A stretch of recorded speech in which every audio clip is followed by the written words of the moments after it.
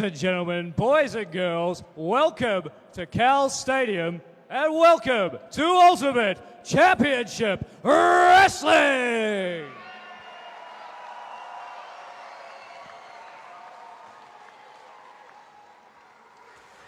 Tonight, ladies and gentlemen, we've got a fantastic night of action planned for you, including, for the first time ever, we'll see two champions face off one-on-one, and also a massive main event, triple threat ladder match for the UCW Light Heavyweight Championship. Ladies and gentlemen, the time has come. Christchurch, are you ready?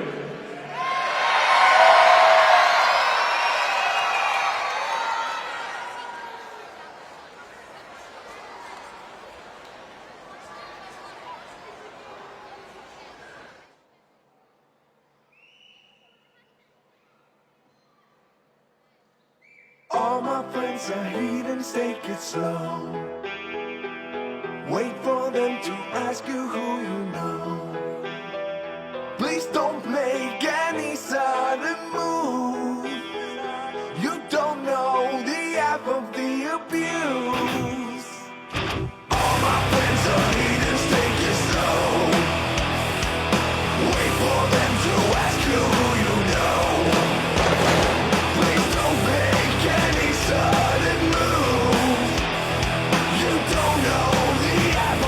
Ladies and gentlemen, please welcome your ring announcer for this evening, the voice of combat sports in New Zealand, Mr. Lieutenant Dan Hennessy! Also, please welcome our head referee, Chris Ferguson!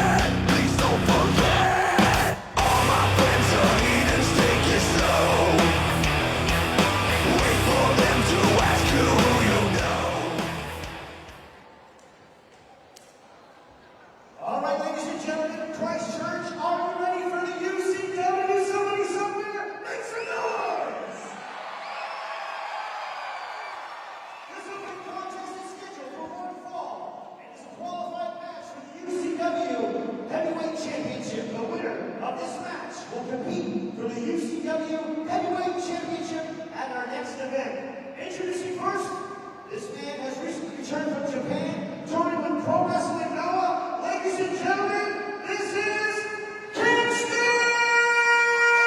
Eclipse!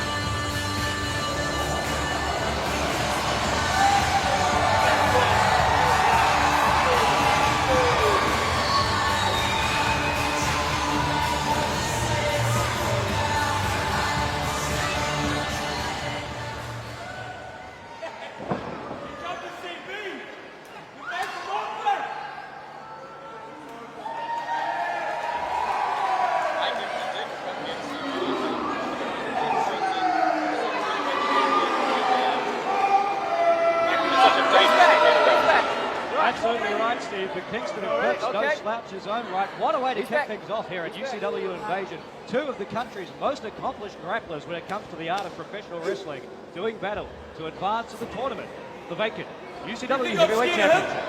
And I think it's tremendous. Shows the depth of friendship between Vinny, Dunn and Kingy, that his good friend is at ringside to support him. Absolutely. Bring him out! That makes this more of a handicap match as far as Kingston Eclipse is concerned. Having Kingy, Kingy just threatening to break him in half. But that's the thing, having Kingy at ringside, he's also a multiple-time New Zealand heavyweight champion. This Kingston Eclipse, he has no chance in my book. Well, if you want to talk about the in-ring action, Steve, Kingston Eclipse going toe-to-toe with Vinny Dunn there. Absorbs a shoulder block from Dunn, the former rugby league player, so that's no easy task. And now, traps Vinny in a headlock. It's not going to last, Dunn. And you've got to look at the experience as well. Kingston Eclipse, highly accomplished wrestler, but Vinny Dunn has more experience than almost all the wrestlers on this card combined. And he looks like he's chiseled out of damn granite. Amazing physical specimen. Oh my goodness, your amazing physical specimen just hit the mat. And Vinny Dunn has left the ring in a hurry. And that's showing you the value of friendship. Look how concerned Kingy is. Kingy is a wonderful tag team partner. Together they're the Dapper Agents that performed all over the world, racking up many victories, including an FCW, which later became NXT. That's correct. Also OVW, TNA. These men have wrestled the likes of the one Billy Gunn, several WWE icons and legends. But right now, Kingston Eclipse putting up as good a fight as they've ever seen. Yeah, I'm afraid I struggle to take Kingston Eclipse seriously when you bear in mind that he used to be a crumper, that he's played parkour. I mean, seriously. There's nothing wrong with crumping, Rusty. Perhaps that was a crumping move then. Eclipse displaying some form of dance maneuver, insinuating Vinny Dunn's a chicken, and Vinny Dunn not too happy about it. There is nothing chicken about Vinny Dunn, okay? He's a thoroughbred. He's a thoroughbred. That's a horse, David Dunn. In case you don't know, you're not very educated. I'm aware, Steve, I'm aware. And right now, this horse is in a race. And that's the experience. Dunn lured him in, takes advantage of him as he comes in under the bottom rope, and suddenly the momentum changes. That's the thing, you can have all the momentum in the world, but when it comes to experience, it's going to win every time. Well, look at the striking skill of Kingston Eclipse. Only two. And it's only ever going to be two. I'm calling it out. There is no way that Kingston Eclipse can win this match. Well, maybe not if we're going to have outside interference like that. Kingy snagging the leg of Kingston Eclipse, and right now Vinny Dunn taking advantage.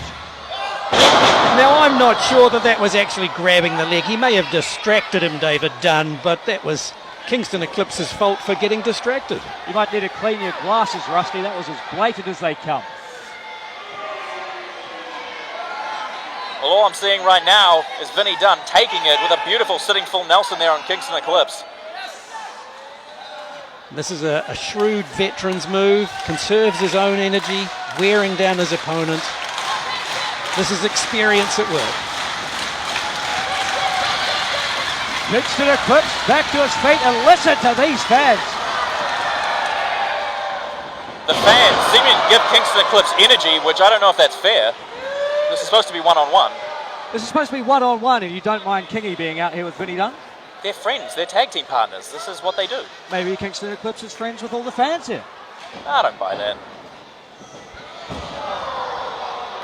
And that is what you do with rubbish. Out of the ring, and look at this.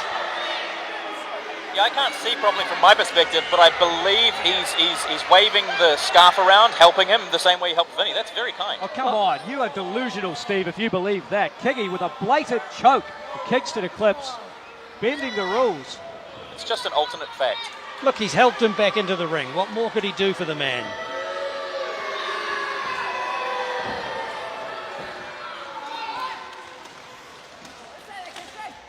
Dunn returns to his sitting full Nelson. Perhaps hoping to score a submission victory, perhaps just looking to wear down Kingston Eclipse. A task a lot easier said than done. Well, like we said, it comes back to that experience. Keep going back to the moves you know work. Slowing Kingston down, taking away his speed.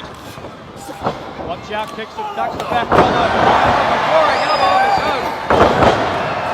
Okay, he should have taken away more of his speed. Dunn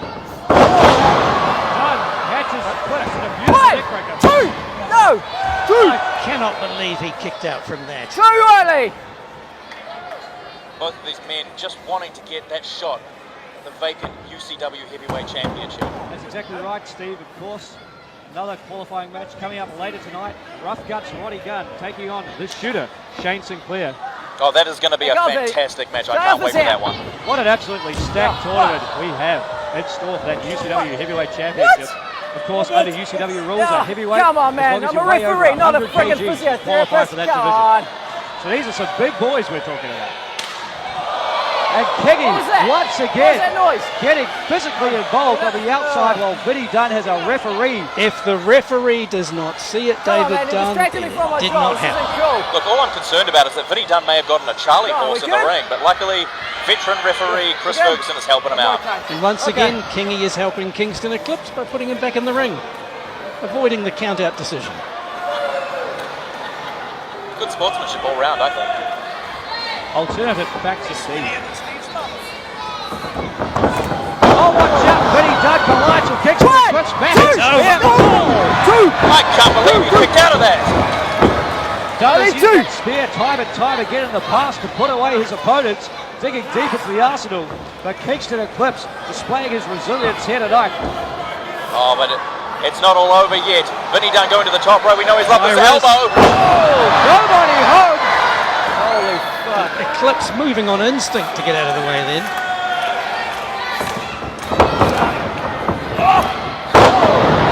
Eclipse swats Dunn to the mat, drags him back to his feet. Big knee strike to the head. And Kiggy up on the end. He eats an elbow. About time. What's he assaulting the man outside the ring for? Kiggy trying to get involved in this match. Kingston Eclipse has had it up. Oh no. Oh, burning hammer. Vicious maneuver. 1, 2, 3. He's done it. UCW Heavyweight Championship, Kingston Eclipse! What a way to kick things off here at UCW Invasion. Kingston Eclipse, a massive victory over Vinny Dunn. He advances in the tournament for the UCW Heavyweight title. And you'd have to call that an upset, David Dunn. Absolutely, not just because of all the experience of Vinny Dunn, but the fact that he had Kingy in his corner. One down. I'm Eight to shocked. go. Eclipse overcoming the odds here tonight, but the fact remains, he is the first man who qualifies to be part of that UCW Heavyweight Championship match. And I guess a little bit later on tonight, we're going to find out who his opponent is. Certainly he impressed. I have to give Kingston Eclipse credit. That was impressive. I think he was lucky, but he still takes the win. And of course, ladies and gentlemen, what a show we have for you this evening. Don't forget that massive main event still to come. For the first time ever, a triple threat ladder match will be held in this country. Paul Sayers takes on the man we just saw at ringside, Kingy, and of course Brook Duncan, to see who will become the first UCW Light Heavyweight Champion. And I'm really looking forward to that one. I think it's going to be fun watching two friends in Brook Duncan and Paul Sayers. We'll see how long that friendship lasts. All right, my pick is Kingy. Yeah. I think he's had experience in ladder matches before, and that's going to give him the edge. Yep, They'll need to focus on him if they have any chance. The following contest is scheduled for one fall. Introducing first,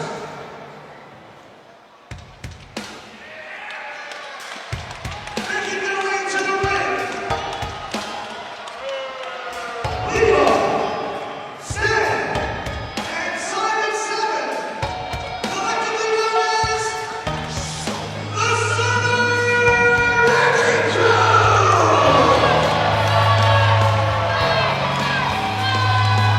Now I'm going to be up front with you. I have always maintained absolute objectivity and impartiality when it comes to commenting on wrestling, but this team is the most devastating force in tag team wrestling in New Zealand today. Guaranteed. I did notice that you are just wearing a Southern Wrecking Crew t-shirt, so That is an exercise in fashion, something you perhaps need a little advice on. Come on, I'm not David Dunn. Hey, this is a very expensive suit. It's not.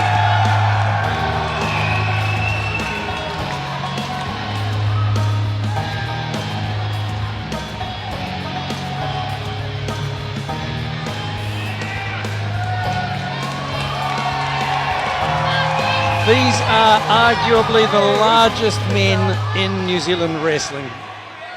The exception being Ruben de Jong.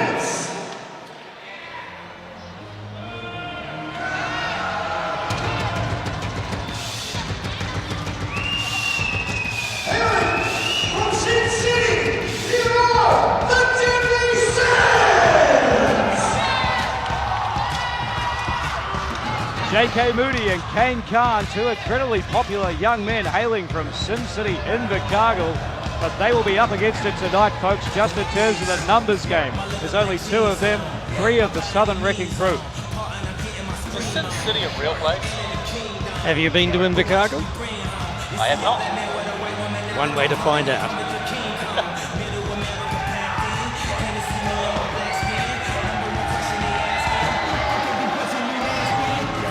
And I know the Deadly Sins have been generating a lot of hype around the traps in professional wrestling. Hype won't do them any good against these gentlemen. Definitely going to need more than hype if they're going to take on three men. And a very interesting clash of styles we'll have here in this contest. Of course, the Southern Wrecking Crew, primarily known for their just intense physical brawling style. The Deadly Sins, they are adrenaline junkies.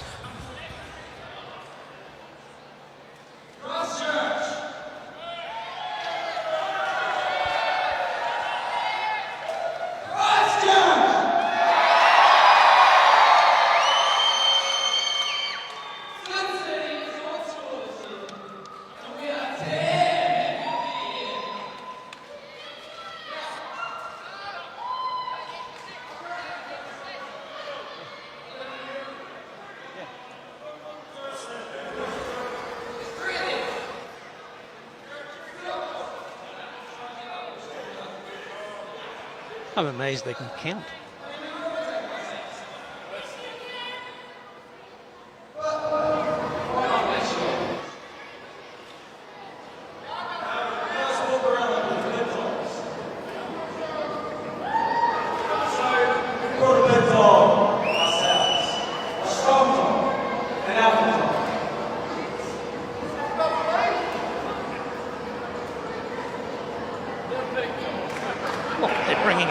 To the ring. Come on, referee. This should be a disqualification. Oh no, they didn't bring a weapon. They brought a monster.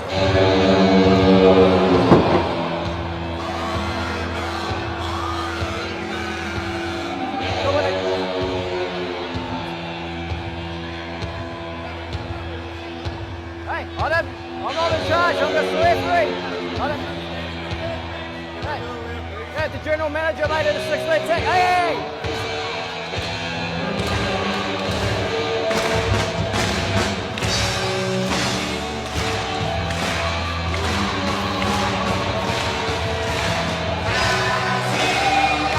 And here he is, folks, 122 kilograms of pure muscle. A very important ally for the Deadly Sins here tonight. A man that I doubt the Southern Wrecking Crew was expecting to face here tonight. This is the Hammer. And what business is it of the Hammer in this match? He's not a tag team wrestler. He's not part of the Deadly Sins. Well, it looks like he answered their call when they needed it. Now the Southern Wrecking Crew not looking too happy about this turn of events.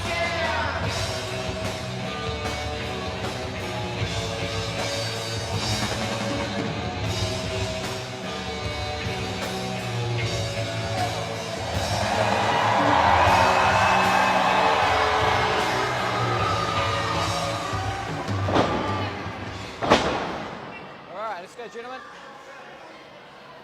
Well, this certainly changes things a little bit, but let's remember Hammer hasn't teamed with these guys before. I still think the tag team expertise of the crew, they've worked together for 18 months now. Hammer's not going to synchronise in as well as any member of the crew on the other side.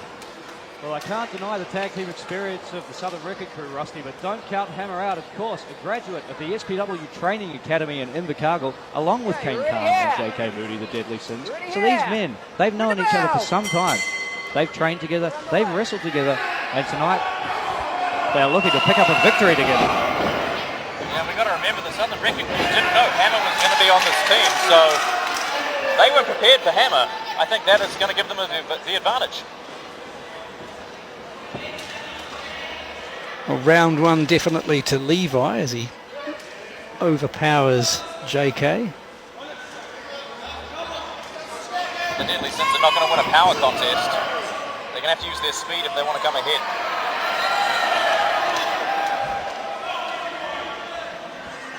Well, Sins no stranger to that high-flying, fast-paced style. Well, they've got to get the opportunity to use it, and I don't think the crew will allow it. Third time wasn't the charm.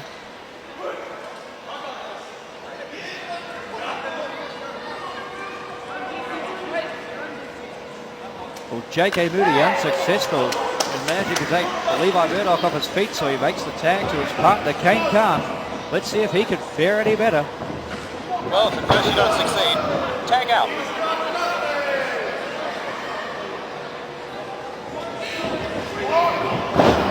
Can't off the ropes a second time, no such luck. Just too small, just too light. Can't move the man.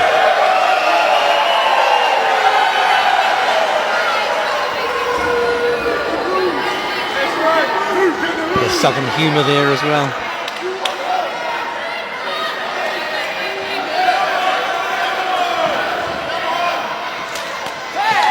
And here's what I wanted to see, gentlemen. The hammer.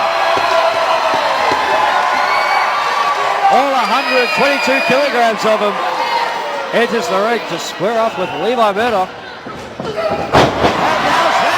Unbelievable. Yeah, I think Levi's confidence got the better of him there.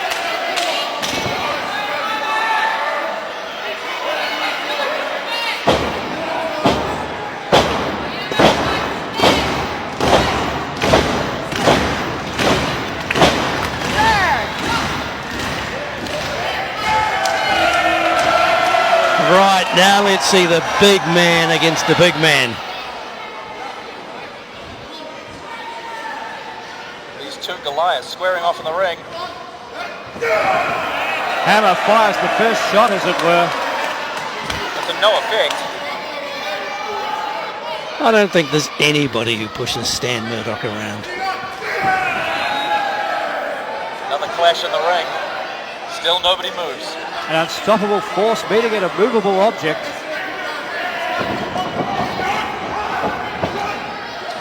Tag!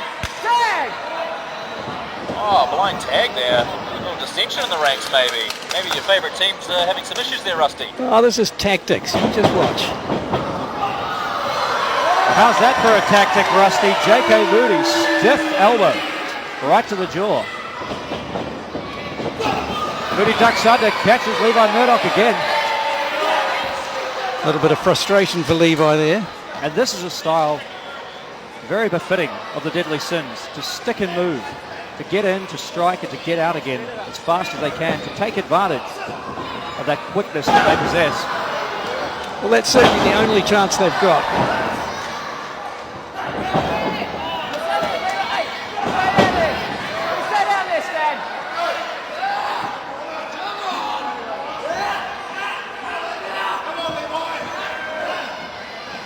Moody cinches in a cravat. The Wrecking Crew watch on. Also remember, the Deadly Sins have only been wrestling together less than a year. Well, I guess tonight we'll see if their hype is indeed real. They still have a tremendous mountain to climb if they're going to try and knock off the Southern Wrecking Crew. Absolutely, but what a feather in the cap it would be if these young men could pick up a victory over the Southern Wrecking Crew. I think even you, Rusty, would have to concede that would be a spectacular outcome. Well, that's the key to what they've got to try and do, which is get them off their feet cut through the Cowles on the Maybe we ropes. saw there some of the inexperience there. Trying to Hey! put him in the ropes. You're not going to Hey, get come rigged out on. that way. Out of the ring, come on, let's go. 1, Oh, now come on. 2, Massive splashing corner from go, Kate go, Dunn. 3, 2 men in the ring. Come on, ref. 4. Standard professional wrestling rules apply at UCW. These men do have until a count of 5. When I came here to see action, Rusty, I don't care who it's against. Tag. 2 men, 6 men, it's all good. It's 5 gone, 5 gone. All Hey, rules come are on. to slow people down. Very good. And a deceptive turn of speed there by Levi Murdoch. Quicker than they gave him credit for. And now the chase is on. And Simon 7, what a game changer on the outside of the ring. Hey! That's gonna Back up, cut you the guys. speed Come on. from Back to the Kingston corners. there, taking Back to shots the on corners, the you outside. take. Come on. Absolutely, Kane Khan Go, back to the blindside. corners, That is let's a go. hard wooden floor to land on, Emma, folks. deep game. And that was a very sharp piece of teamwork by the crew. Just showing the benefit of teamwork and the extra experience. Credit where credit is due. Tag. I can't leave, out you go. Good ring position Done. for the One. Southern Wrecking crew now, holding Kane Khan in that corner, Go. making Can't the leave, out tag you and go. making sure that he's got nowhere to go. Go. Well, this is what they do best, isn't it? Corner a man, take him down, ground and pound. Divide and conquer. Cut the ring in half. Don't let him get near his partners. This is the tag team wrestling I love. Yo, what? What? It's not legal. What are you talking about? It's not legal. Look, see that there? There's nothing wrong with it. What are you talking about? There's only so many hammering blows from guys that size that any man can take. And look at this. Simon 7 applying a camel front, but making sure to face the direction of the deadly sets. Kane Khan can see his partner J.K. Moody, his other partner the Hammer, but he can't get to them to make the tag. Adding insult to injury here, Simon 7. It looks like it powered him up rather than any issues. May have been a mistake. 7 pulls back at He's in the wrong part of the world. Kane Khan crawling, reaching out. No tag. No such luck. Oh my goodness! She's so strong. And Another that, massive clothesline. that is like having a refrigerator fall on you. Hey, stay back, JK. Come on, man. Listen. Stay in the corner. I've been there. You're looking remarkably well under the circumstances. Yeah, I'm steady. Kane Khan, unfortunately, looking much worse for wear. As Stan Murdoch charges in again, sandwiching him in that corner. Yeah, if he's unable to make the tag. Oh my goodness! It's gotta be it. Maybe should have hooked the leg. That's 2. Legal I fight. respect the life still in him, but he has to make a tag, otherwise this is over. J.K. Moody desperately on the apron, encouraging this crowd, this capacity crowd here at UCW Invasion to rally behind Kane Khan. Yeah, but all the support in the world doesn't mean anything if you can't get to your feet, if you can't breathe. Well, it looks like Khan's done just that. But unfortunately, he winds up in the wrong corner yet again, behind enemy lines. Looks like the right corner to me. Khan now firing back. Series of quick strikes. He's got the Wrecking Crew dazed. Can he make the tag? No tag. Oh, so close, but yet so far. Hey, no choke. No choking him. Come on. I feel they just sucked the life out of the crowd. Like, they thought he was going to make the tag. Tag. He was so close, and yet, just like that, back to the ground. And now a tag has been made, but it's between the Murdochs. Hey, See, go. one of the things I Go, love go. about the crew is they're kind of like a Go, cat Stan. playing with a Go, mouse. Stan, out of the way, They come like on. to torment their food before they finish it off. And it could be only a matter of time before they finish off Kane Khan here. Big knees to the midsection. A series of back elbows now. Khan looks dazed. He could be out on his feet.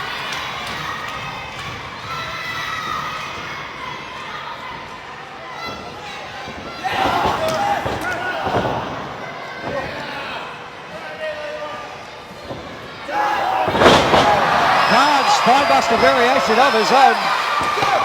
Well, this is the time. If he has a chance to make the tag, it has to be now. He has to do it now. Has Cowles done enough? Can he make it to his corner? I cannot believe he was able to do that. Incredible. 5! This is going to be a race to see who makes the tag first. 7! Well, like I said, Hart's only going to get you so far.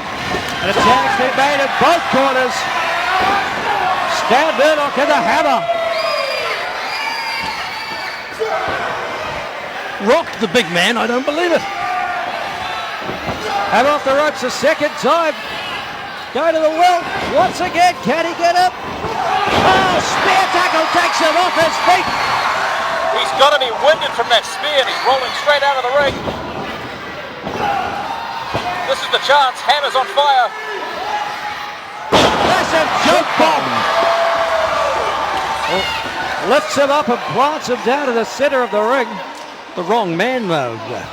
Stan Murdoch's still the legal man. Hey, come on! Well, folks, look at this. Simon Simmons just been cast the kendo stick. Oh, come on!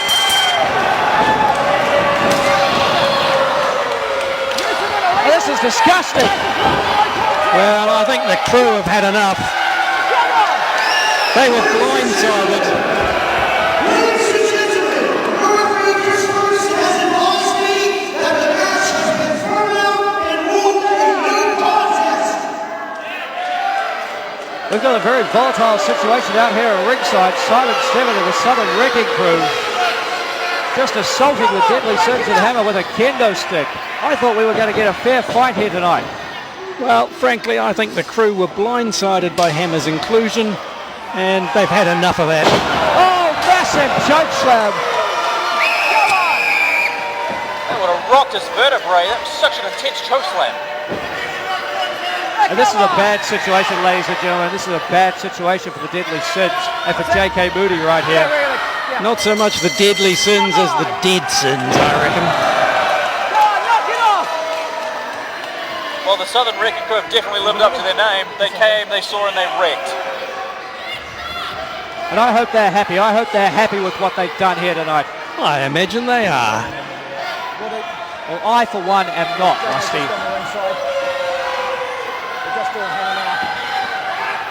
Oh, and the big man, the hammer, 122 kilograms, choke slammed into the back. So much for the big man. The Southern Wrecking Crew definitely making a huge statement here tonight. Absolutely devastating.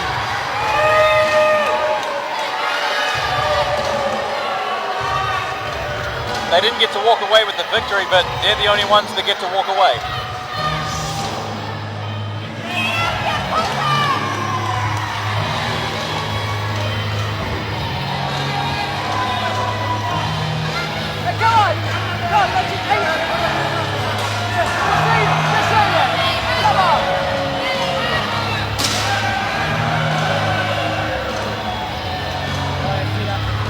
Well, that's what happens when you try and pull a fast one on the Southern Wrecking Crew.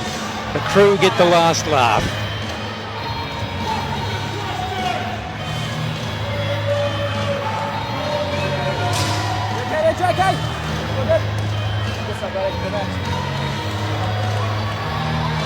The Deadly Sins will go back to Invercargill on a stretcher. Tough luck tonight for the Deadly Sins, but I'm sure they'll be back better than ever. Or not. They look pretty injured.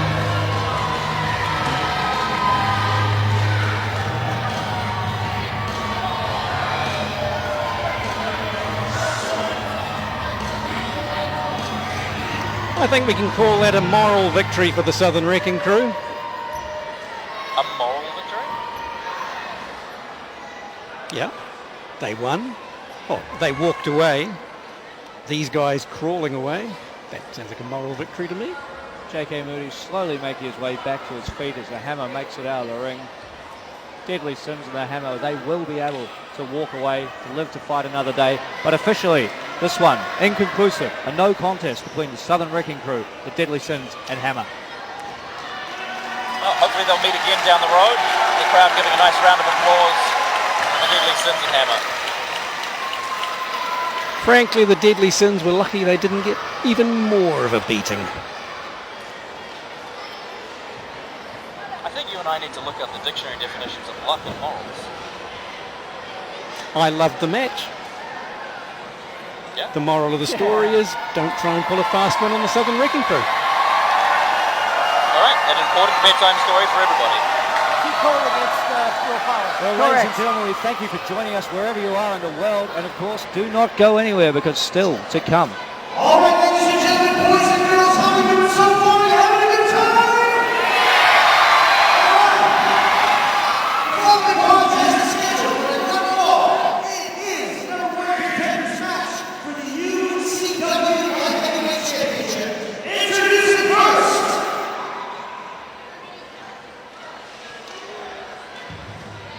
Quinn City's finest.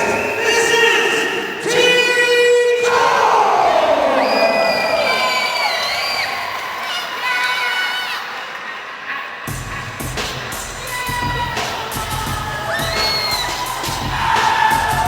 Of course, ladies and gentlemen, still to come tonight, that massive main event triple threat ladder match for the UCW Light Heavyweight Championship. But right now, we're going to decide the first number 1 contender for the championship. Cowles selected by the UCW Board of Directors. Well, the top 5 prospects here.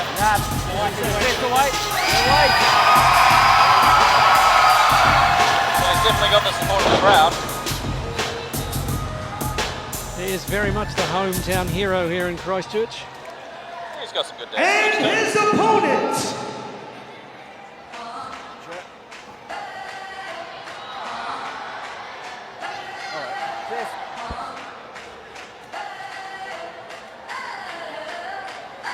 I'm living in the 21st century, doing something mean to it, do it better than anybody you ever seen. Do it, scream from the haters, got a nice ring to it. I guess every superhero in his theme music, no one man should have all that power. The clock's ticking, I just count the hours. The mastermind behind the Willpower Cross Fitness System from Invercargill, Will Power!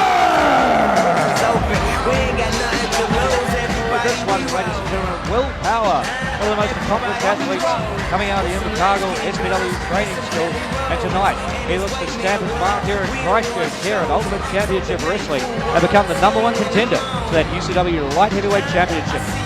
And I've got to say, I love this guy. Will Power, he's everything a professional wrestler should be. I am a big fan of his CrossFit system. I've been using it for a while. I've lost 20 pounds. I think David Dunn would absolutely benefit from a dose of Will Power's CrossFit system. I'm doing just fine, thank you, gentlemen.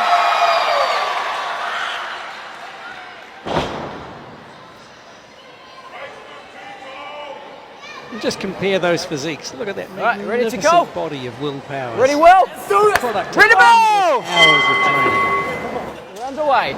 And a smashing headband. There's rather stylish. They lock up in centering. Will Power takes control of the wrist lock.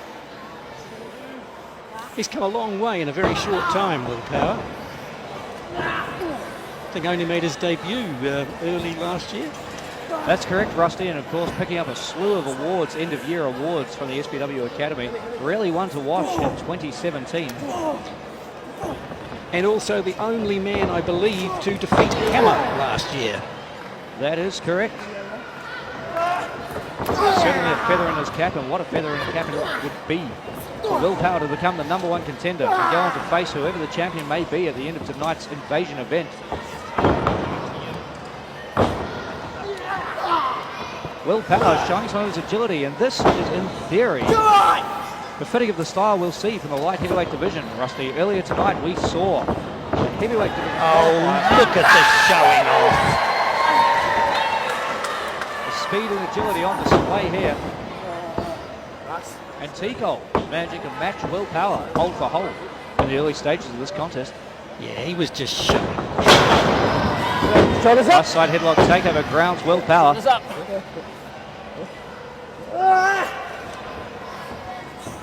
No, shoulders up. Now, I don't think these two have met before, as I recall. This is the first time they've clashed. That's correct, to the best of my knowledge as well, Rusty. It's always interesting when you have two competitors meeting for the first time. Sometimes, guys, as we see a replay there, big headlock takeover They say they will. They'll give from it Tico. up. Back in the ring, Willpower trying to use his agility to break out of that headlock, but having no such luck. Because there's something of a feeling out process here, as they're just getting used to each other, trying to work out what the other man can do. It certainly is, and both of these men are relatively new to professional wrestling in the overall scheme of things. There's not a lot of tape out there on these guys. It's actually quite difficult to study your opponent. Rather a leisurely cover attempt there by Will. And that is typical of Willpower. This man is cocky. This man is arrogant. And right now, this man is the victim of a series of arm drags from Tico.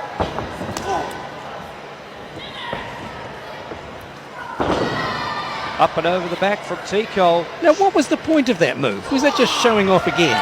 Tico putting his agility on display, letting Willpower know what he's going to have to deal with in this contest. It's smart for him to turn away from his opponent, though. Exactly, Stephen. That's what happens. Willpower seems to be fired up by Tico there, hammering away with a series of elbow strikes, of course perfectly legal. The referee Chris Ferguson doing his best to get in there and just admonish Willpower all the same. Look at that clothesline. Takes Tico off his feet, drops him to the mat with authority. It was a game changer indeed. Willpower beginning to slow the pace now. Perhaps he feels as though Tico is his equal when it comes to speed, and he wants to slow things down and drag this one out. I don't believe Willpower thinks anyone is his equal.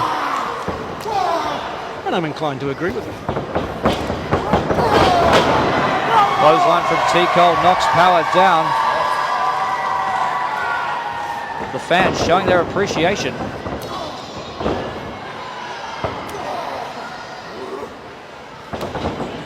Oh, big sling blade. 1, 2, no. Willpower's arrogance is definitely feels legitimate at this point. And look at that, Willpower with a choke, trying to disguise it as a press up, but referee Chris Ferguson saw right through it. He has a count of 5. As long as he breaks before 5, what's the problem? And to be fair, it was both a choke and a press up. I mean, it's not like he wasn't working out. So warm up before your match. I don't want to see that out there in the ring. Look, CrossFit is a 24/7, okay, Dunn? You'd know if you tried his system. They showed remarkable dexterity as well, I think. Right now, Willpower slowing it down again, being very methodical in his approach. And there's obviously a lot of overweight, unfit people in the audience who just don't appreciate Will. Big burpee elbow drop from Willpower. The very definition of showing off with that one. And Tico manages to kick out at 2, because maybe if Will had spent a little less time executing that burpee, a little more time going for the cover, could have been a difference maker. But you've got to admit it looked kind of nice. Yeah. Are you challenging his athleticism, Dunn? I'd never question the athleticism of Willpower, and we're about to see some Go, of Will. that display. Come down out there. Or maybe not. Willpower shies out of the top rope, and Tico meets him in the middle of the ring. Oh, nice. Oh, that was a harsh elbow there. This is turning into a slugfest. Spinning back kick to the midsection from Willpower. Just dragging him down with that 1, 2, go. Again, he didn't hook the leg, and maybe that's that lack of experience. But he's definitely upgraded from just choking the man or just putting one foot on him to try and pin him. Like, you know, That's he's got true. the lateral press, so Yeah, he's up. maybe he's taking up. Tico a little bit more seriously now. Willpower trying to control Tico in that headlock, but Tico powers out. Massive clothesline in the corner, firing up for a second. Oh! What a rally from Tico, and a little flip of the bird there as well. Such intensity on those splashes.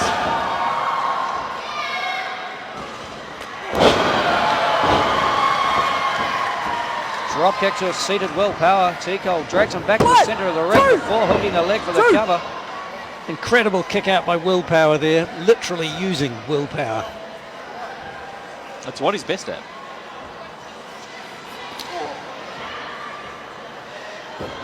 Oh! Corkscrew neckbreaker from Tico.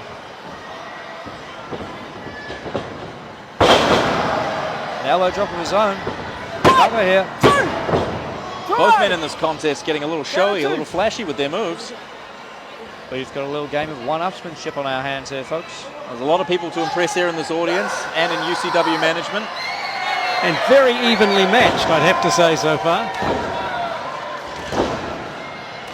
Willpower does have that superior conditioning. Maybe his saving grace. Oh, Power ducks under a super kick and connects with an enziguri of his own, rocking Tico with that shot to the back of the head.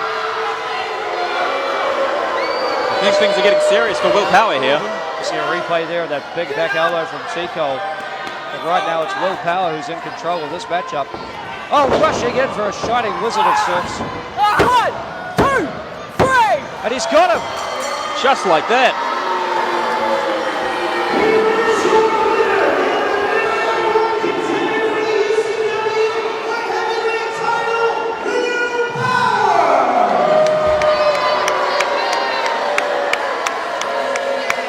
Well, however you feel about him, folks, an impressive victory here tonight for Willpower, picking up the W over T-Cole and claiming that #1 contenders position to the UCW Light Heavyweight Championship. Of course, a belt currently vacant will be decided in our main event here tonight, and you've got to believe Willpower's going to be watching that one with a very close eye. Well, like I say, that's the superior conditioning. It's that Willpower CrossFit system that gave him the resilience to survive this match. He took all the blows he could from T-Cole, turned it around. Yep, you definitely know that Willpower's going to brag about that on social media to all his friends and family. And rightfully so.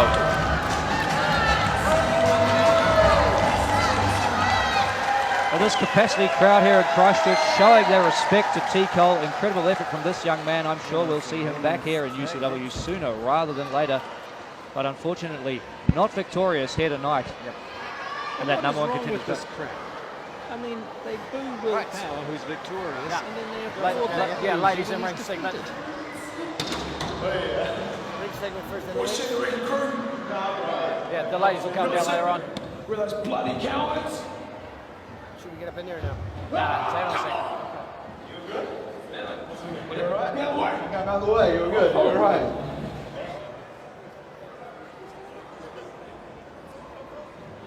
All right.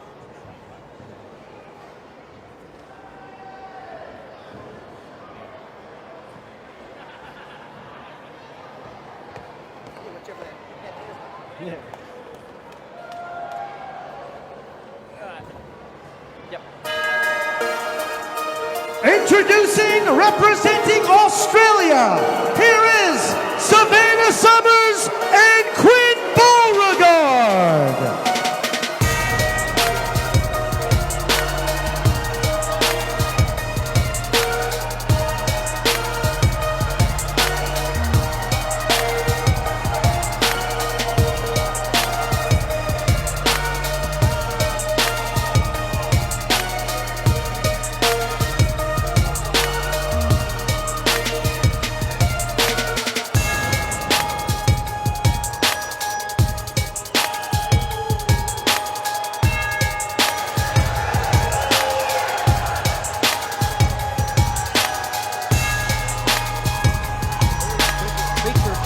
Tonight at UCW Invasion, Savannah Summers, Quinn Beauregard.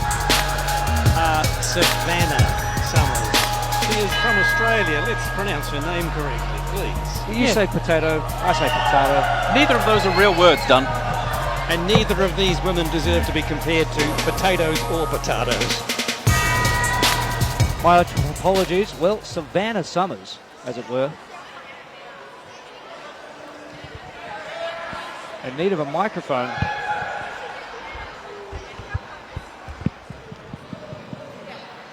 It's on.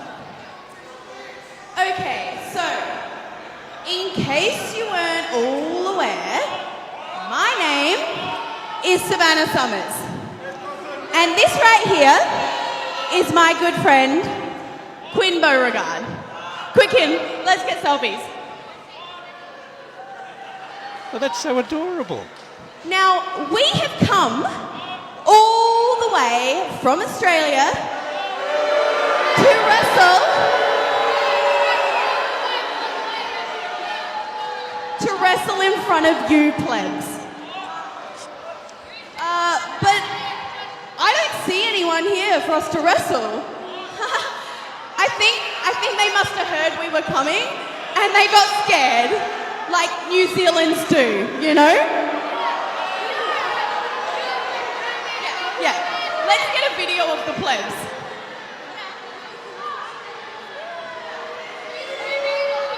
We're amazing. So, if there's anyone backstage who actually thinks that they can step in the ring with us, Steve, no you can't. You're not going in. You're not going in. I want to be near Australians. I'm fine right here. Well, with the exception of both of you. Who's going to answer the challenge? It looks like someone making their way out here.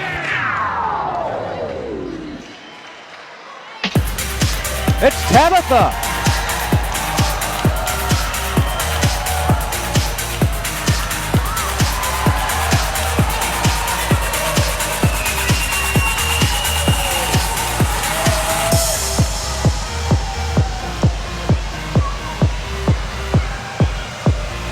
I see she's bringing all her friends with her.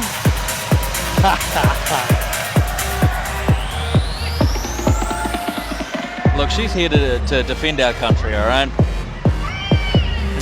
She's going to do it all by herself. That's probably because all of the other New Zealand women's wrestlers know that they would have no chance against international professionals like Savannah Summers and Quinn Beauregard.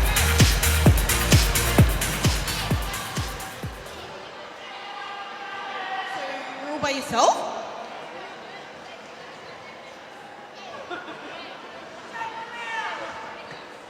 Do you want to talk or do you want to wrestle?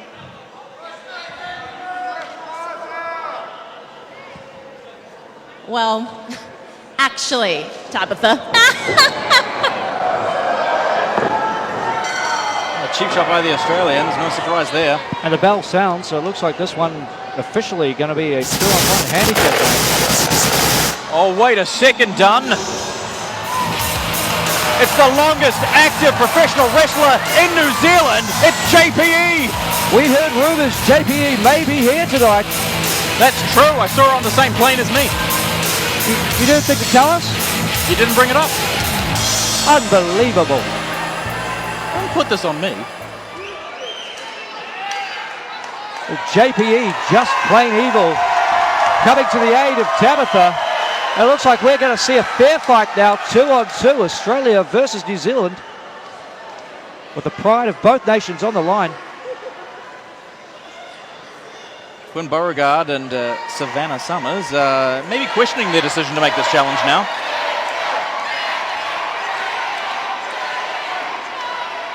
I think one of the things about Australians is they always back Go on, Quinn! to win. Let's go, ladies! I'm sure this is no different. Check out their cricketers, their netballers. You know, I was starting to like you. That's going away. Yeah, let's not push them. Yeah. Well, Savannah Summers All right, enters who's the ring. It starting looks out? like she'll start this one off. And folks, for those of you who maybe haven't seen her in action before, All right, Savannah ready, Summers, one of JPA? the most accomplished women's professional wrestlers in all of Australia, a All right, ready, 10-year pro, Savannah? calls Riot City Wrestling, based out of Adelaide, her home, but she has Yes, ring the bell! Run wrestling away! around the world, including in Shimmer and Shine, two of the absolute most prestigious women's wrestling promotions. But my goodness, she is not going to win a power contest against JPE. No, I think she needs to look at some different tactics against JPE. She definitely doesn't expect anyone the size and power of JPE to answer the challenge, so I'd recommend they come up with a new game plan. Tag! She's her way to the corner, a very tentative tag to her partner, Quinn Beauregard. Now, correct me if I'm wrong, Dunn, but don't correct me, I don't like it.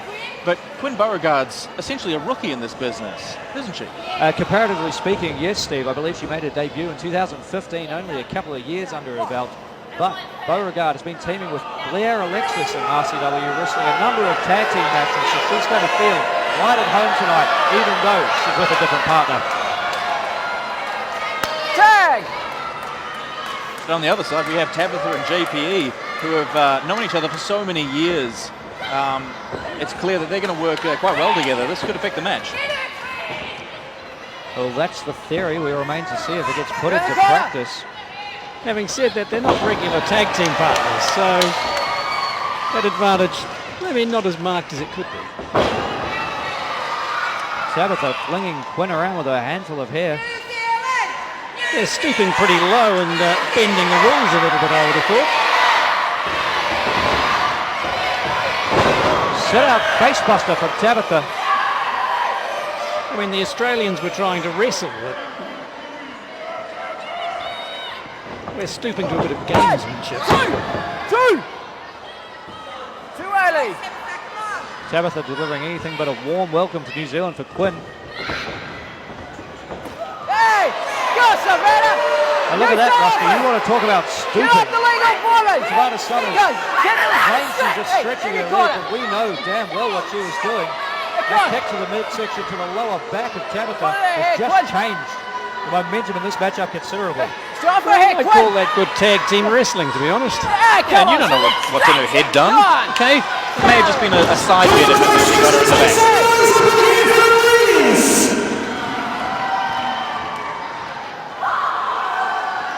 Let her call her, Savannah. Good. Get her call her, Savannah. Come on, let her out.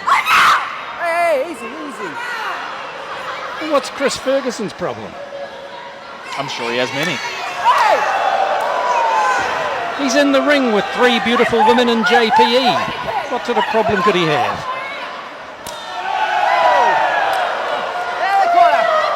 Tabitha having a real problem right now. Savannah Summers just ranged down on her with overhand chops. Get five with three. Now Chris Ferguson looking to employ that 5 count and a legal choke of the rope. Get them out! Stop them! It looks like you're right, Dunn. Beauregard and Summers working together as a team fantastically. And Just Plain Evil making a rookie mistake, getting the referee's attention and allowing her partner to be double teamed. It's because of JPE's passion that things like that happen. She is now in her 18th year as a professional wrestler here in New Zealand. Passion is what she does. She trains every night a week. She misses her kids, all because she cares about this business.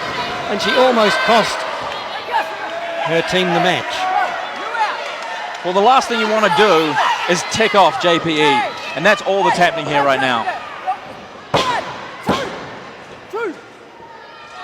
Not quite enough there for Quinn Beauregard, but Tabitha's starting to look worse for wear in this contest as a result of the double team offense from the women from Adelaide, Australia.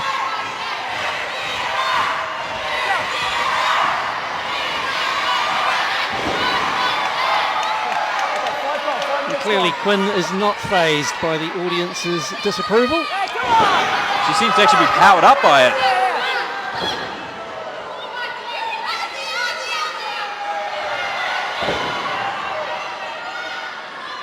And fiercely patriotic as well, which I find very attractive. Shoulders up at 2. You're a weird guy. Tabitha reaching out. Can she make the tag to Just Plain Evil? No such luck as Quinn drags her back into Quinn's own corner before tagging in Savannah Summers. Savannah Summers, you really are being offensive. Yeah, I mean, I know I said some accidentally derogatory things about Australians before, Dunn, but you were just taking the cake. Their language, their dialect is beautiful. Okay, learn it. Learn it. Come on. Nicely cutting the ring in half at the moment, the Australians.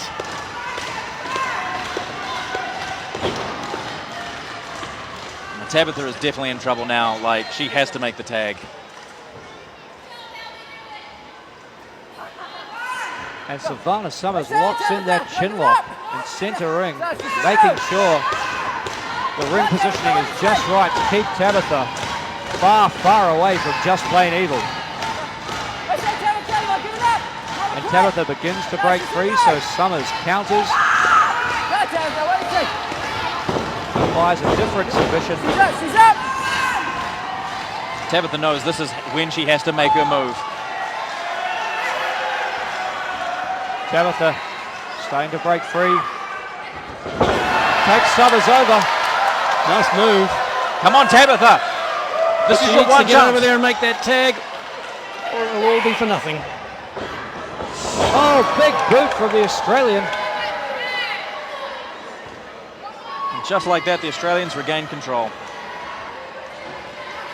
And there's that experience again, dragging her back into their corner.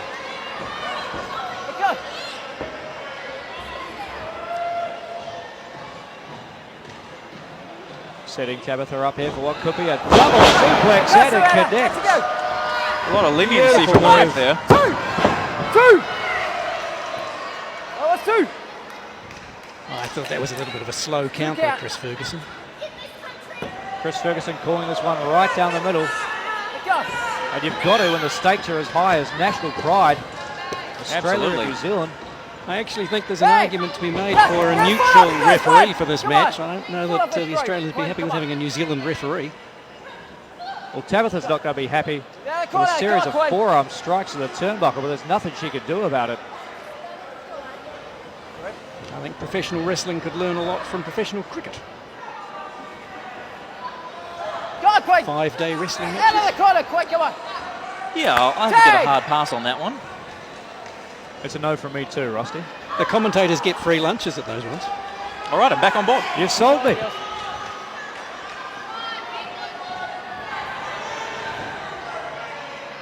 Summers smashes Tabitha's head into that top turnbuckle. Whips her into a neutral corner.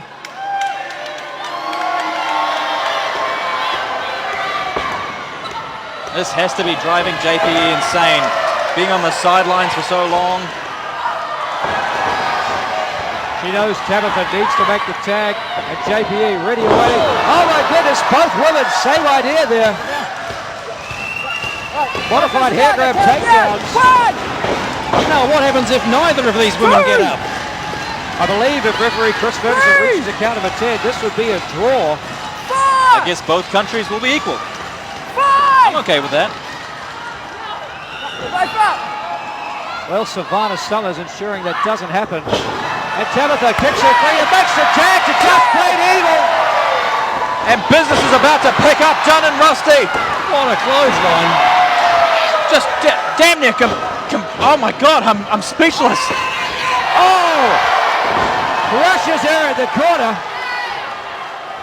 Just feel the energy in this building. JPE is just tearing those Australians apart. These fans are behind her 100%. New Zealand are really taking the fight to Quinn. Beauregard takes her over with a snap back. Hard shot to the back of the head. The Australians need to regroup here. Crushes Quinn. 1, 2, 3, Quinn Beauregard is wishing she never got on that plane to New Zealand now. And Savannah Summers saves this matchup for her teammate. You've got to believe if she had not broken up the pin, that would have been a 3 count. Oh, absolutely.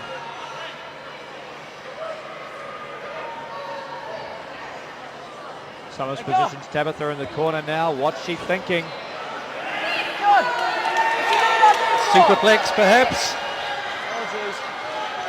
Summers up to the second rope. This is a dangerous spot for both women to be in.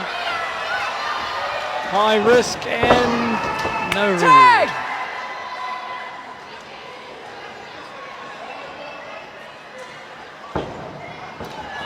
Tabitha with a crossbody press for the middle rope.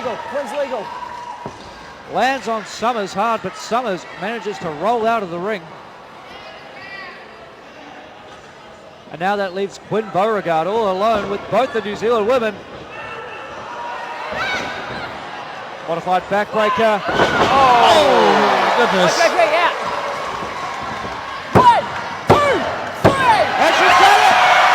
Game, set, and match. So much for Kiwi hospitality.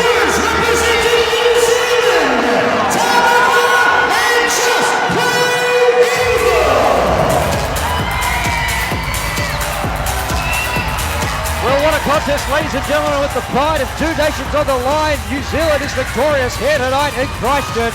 Tabitha and Just Plain Evil getting the job done against two of Adelaide's absolute best, Quinn Beauregard and Savannah Summers.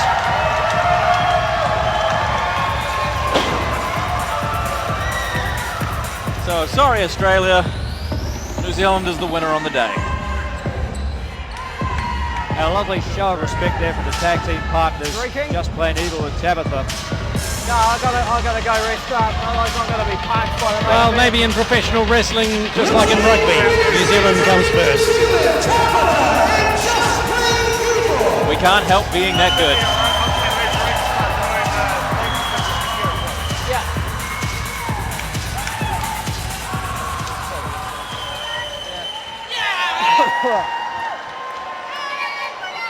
That'll be that passion you were talking about, Steve. Yeah, very jubilant JPE. Not a side of her we normally see.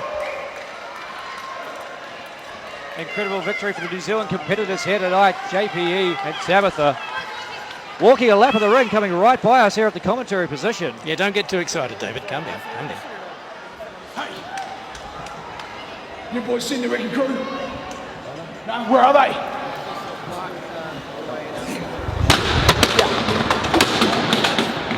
I don't know. Yep, since the last come on, I'll tell you. An angry T-Rex on the hunt for the Southern Wrecking Crew, ladies and gentlemen, after what they did to his fellow Invercargill faithful friends, the Deadly Sins and Hammer. I would not want to be on the opposite All right, side of ladies and T-Rex. gentlemen, you go grab yourself something cold to drink, something to eat. We're going to take a 15-minute break, and we'll be right back here in the ring. In 15 minutes, stick and stay. Don't go away.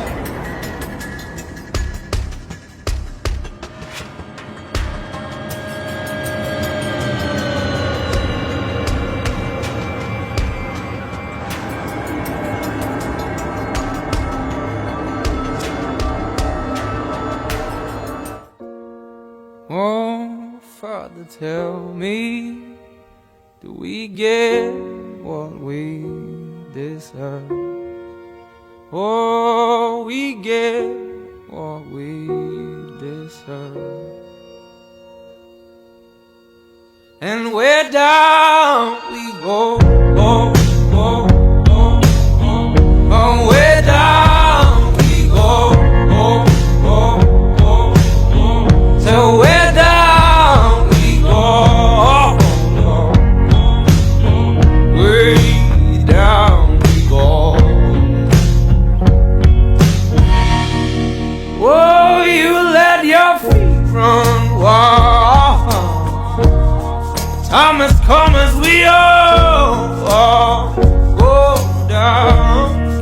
Yeah, but for the fall, ooh, my heart, do you dare to look me right in the eyes? Yeah. Oh, 'cause they will run you down, down to the door. Yeah, someday we'll run you down, down till you fall. And they will run you down, down till you go. Yeah, till you can't grow no more.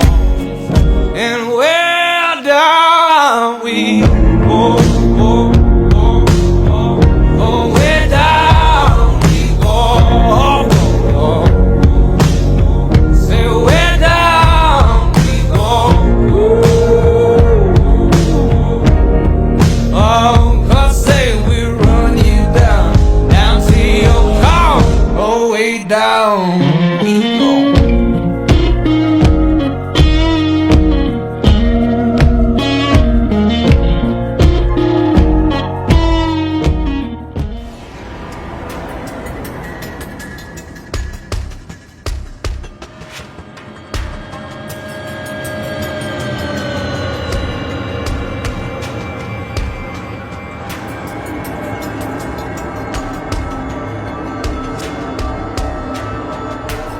Happy.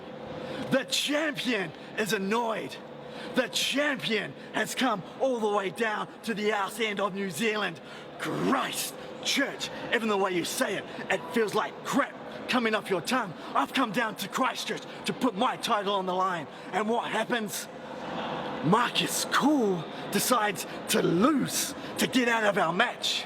Marcus Kool is a rat. He knew that Curt Chaos would walk in as champion. He would walk out as champion. So he's decided to take the easy way out. He's decided to lose his title to that scumbag in Invercargill. So I'm telling you this. Unfortunately, you will not see Hey, ex-champ, you've come, what, to sit in the crowd? You've come to watch Curt Chaos walk out there and tell the thousands of fans that they're not going to see him fight tonight because you are a loser. I think the people of Christchurch think you are a dickhead, mate. And I think you are a little bit scared. You're a little bit afraid. You are a little bitch. I'm the reigning, defending, fighting champion. And if you are the reigning, defending, fighting champion, then you will put that title on the line. You want this? I'll tell you one thing. Don't point at me. You want this? I'll tell you. Don't point at me. You want this? There's a reason they call me the main event player, the smartest man in professional wrestling. And tonight, you will have your shot, but you will walk out a two-time loser.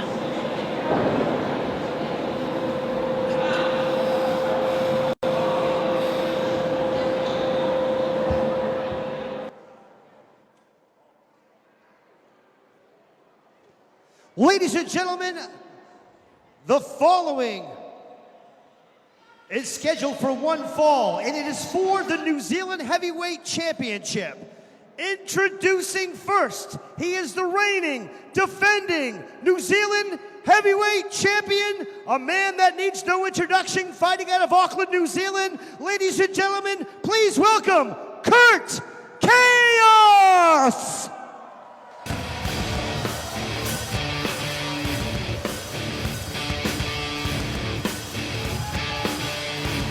This is what I've been waiting for, gentlemen. Absolutely, folks. Some breaking news coming out of Invercargill from last night. Marcus Kool no longer the SPW New Zealand Heavyweight Champion, but nevertheless, we'll still see a championship match for Curt Chaos' New Zealand Heavyweight Championship tonight as he defends the gold against the Hooligan. And you know, I don't think it's quite fair that Curt Chaos had a great opportunity to pick up another title here tonight, and it's taken away from him just because Marcus Kool couldn't win. But you know what? I just want to say one thing. Lieutenant Dan is right. Curt Chaos doesn't need an introduction, but he deserves a second one.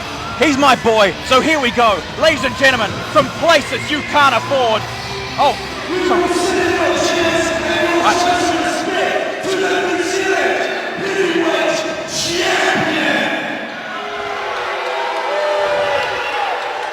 I am not the Christchurch champion. I am not the Wellington champion. I'm not the Auckland champion. I am the New Zealand champion. Well said, Curt. And when I walk into any ring, that's Curt Chaos' ring. But I understand Christchurch are a little bit simple. Sometimes I get things wrong and you may boo me. But hey, hold this for me. That's the closest you're ever going to get to gold. What I'm going to do, I'm going to give one lucky person here a $3,000 pair of Curt Chaos sunglasses. what a generous man. All you need to do is cheer for Curt Chaos. Curt Chaos. Let me hear you. Curt Chaos. Curt Chaos. Curt Chaos. I think we have some Curt Chaos fans in the audience. I think over here, you want a $3,000 pair of sunglasses? Well, since I am a reigning, defending, fighting champion, I want you to cheer for me as loud as possible. So, which of you?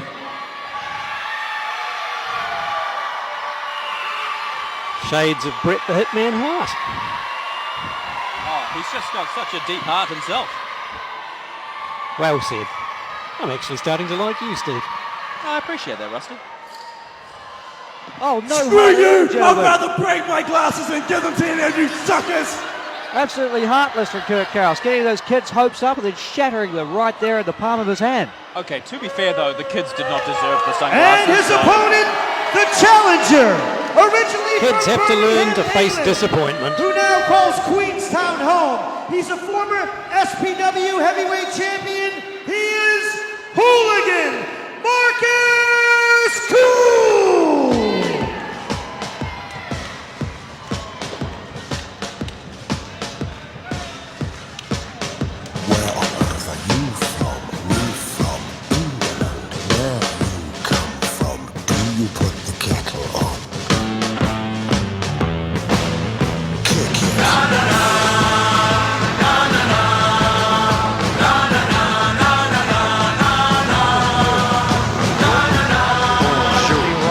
Defending SPW Heavyweight Champion, of course, as we now know, that's no longer the case.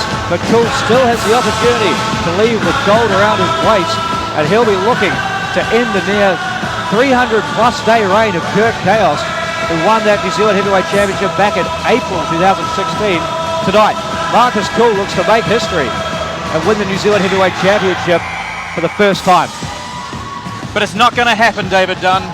Curt Chaos is an undefeated champion. He's never lost a match ever, and he's going to win here tonight as well. Undefeated? Undefeated. Undisputed? That's not even remotely true. Don't tell me what's true.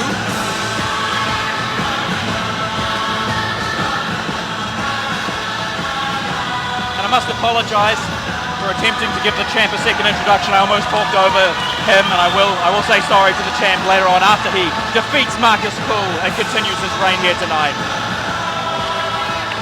Well, that's certainly a task a lot easier said than done. Marcus Kool, one of the most accomplished competitors in all of New Zealand professional wrestling, and especially here tonight for UCW Invasion. The high-flying, thrill-seeking, adrenaline junkie from England by way of Queenstown.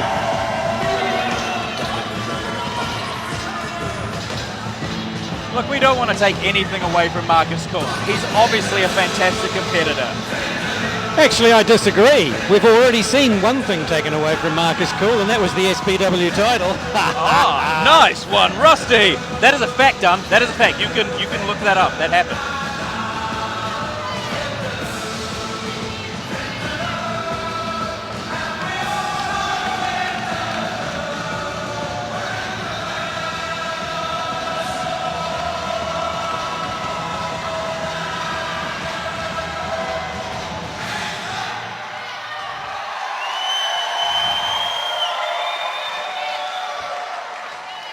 It sounds to me like Kool's got the support of this crowd.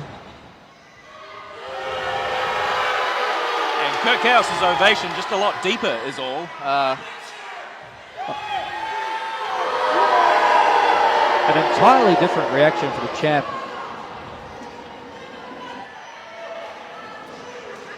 Oh, just for a moment there, I thought he was hanging up his boots, doing us all a favour. Tear it up. I mean, frankly, he is lucky to be in the ring with the champion. Well, he may not feel lucky for very long. Curt Chaos gets his hands on him. And referee Chris Ferguson displays the prize. That's what it's all about, folks. New Zealand Heavyweight Championship on the line. And this historic contest, the hooligan Marcus Kool challenging... Is the challenger ready? ...at UCW Invasion. Is the champion ready? Always ready. May the best man win! Ring the bell! What about the hooligans fans, that his theme music has to be put in single syllables, na na na, because that's the only thing they can remember. That explains why Dunn was dancing to it earlier. It's a catchy song, right? They lock up at centre ring. Clean break, Marcus! Clean break, stand back, stand back! Stand back, Marcus, clean break! Clean break. Oh, what's the excuse for that behaviour? Threatening the good looks of Curt Chaos. That's not football.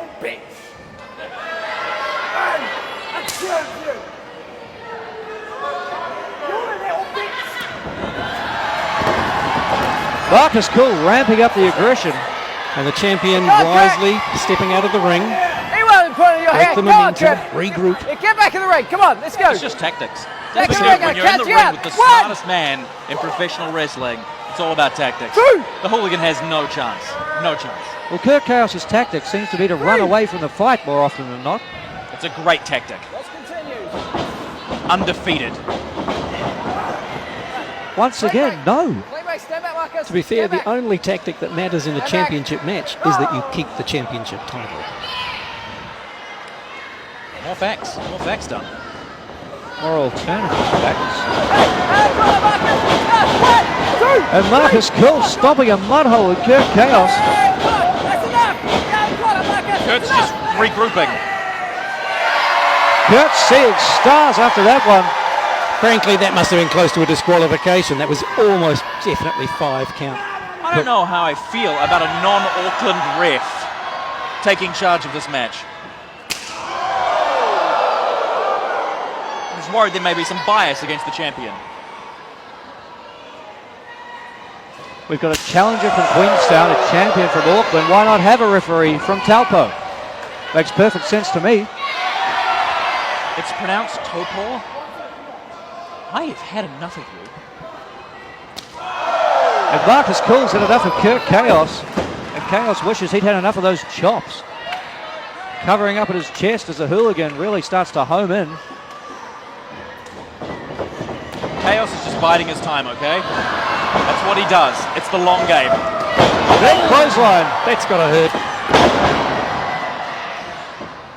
Another from Marcus Kool as he picks Curt Chaos up. Shows him off to these great Christchurch fans. And plants him down with authority in that big scoop slam. Just playing the long game. That's all. Curt, maybe you want to shorten the long game? But then just when he has the momentum, took too long. Chaos very lucky to get that elbow up there. Marcus Kool was rushing in with a head of steam. No luck about it. Taking that replay. Big scoop slam, but what we just missed in the ring is an absolutely massive drop kick from Marcus Kool. But once again, the hooligan not taking advantage. He's just standing here egging on his fans while the champ recovers. Poor tactics. Marcus Kool putting the cool in his name. Calm and collected now as he brings Curt Chaos up from the mat. Sets him up for a suplex. And look at that, using the ring to his advantage, drops Chaos over the top rope. Well, you just wait until Curt brings the chaos in his name. It's coming. Oh, no. Oh, come on, ref. Now he's in the ropes. How's that for some What's the chaos? referee doing? This isn't football. Stop kicking him.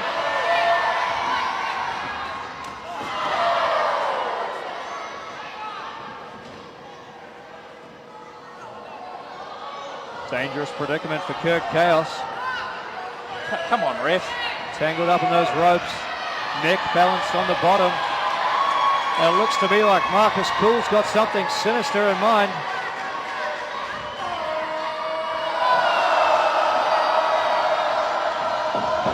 Oh! Kool with that penalty kick to the bottom rope, jarring the spine. And what's the referee actually doing apart from watching? He's just staring at Marcus Kool. Where was the 5 count? He was in the ropes. Well, this is a match with the New Zealand Heavyweight Championship on the line. We want to see a definitive winner. Referee Chris Ferguson using some leniency. And Curt Chaos now rolls through. Beautiful move by the champion. He's going to go for it. He's going for the chaos theory. Hooligan counters, rolls him up. No. 2.5. My heart leapt out of my chest.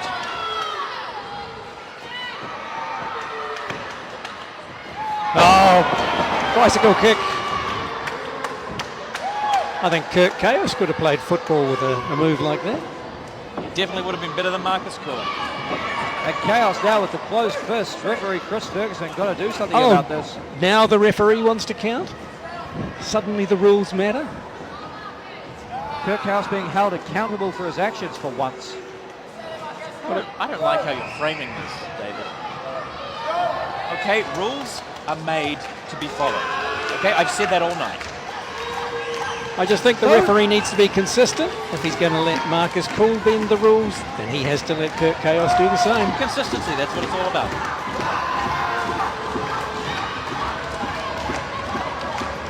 Marcus Kool talking some trash to Curt Chaos as he tries to break his way out of this hole.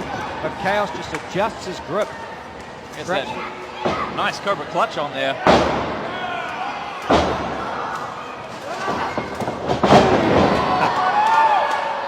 Beautiful clothesline. That's a champion's move. And look at this. Curt Chaos kneeling on the throat of Marcus Kool.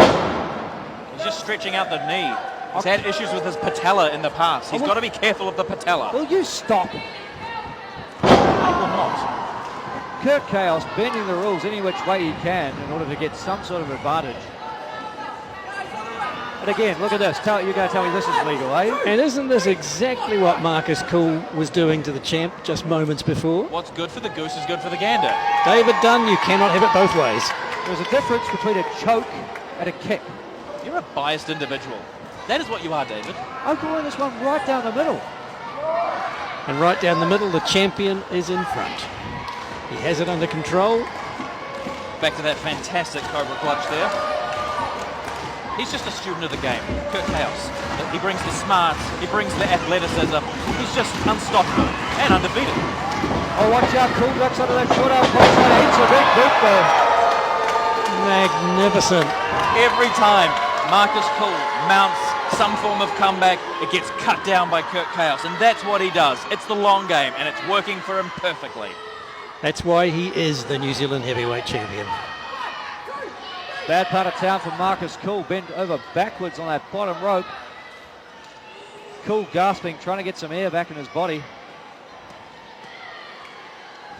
And Curt Chaos rushes in with a huge knee. He's just fixing that patella. I think he may have been doing some dental surgery on Marcus Kool with that one. Well, he is from England. Probably needs it. Kool thrown to the outside of the ring on that hardwood floor. And there's Marcus making his way out to the edge. Well, he's not going to get any help from the fans. I thought he was looking for an escape route. And watch out though, Curt Chaos brings the fight to Marcus Kool. 2! Oh no! Big back suplex right on that ring apron, the most unforgiving part of the professional wrestling ring. His back has to be screaming in pain, Dunn. You think he's still going to be cool, calm, and collective now? If Kool can get his way back in this one, it's certainly a big ask.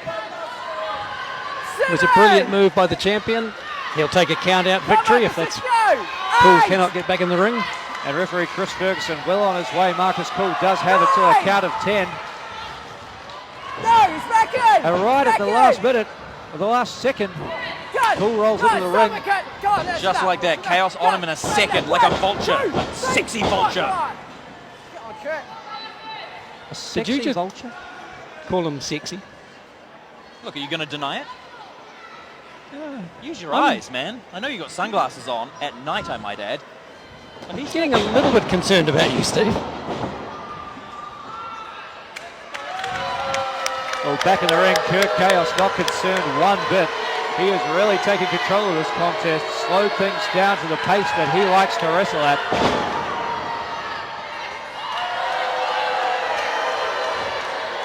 And the fans showing their appreciation. With those they deep, know a champion. Yeah, with those deep cheers.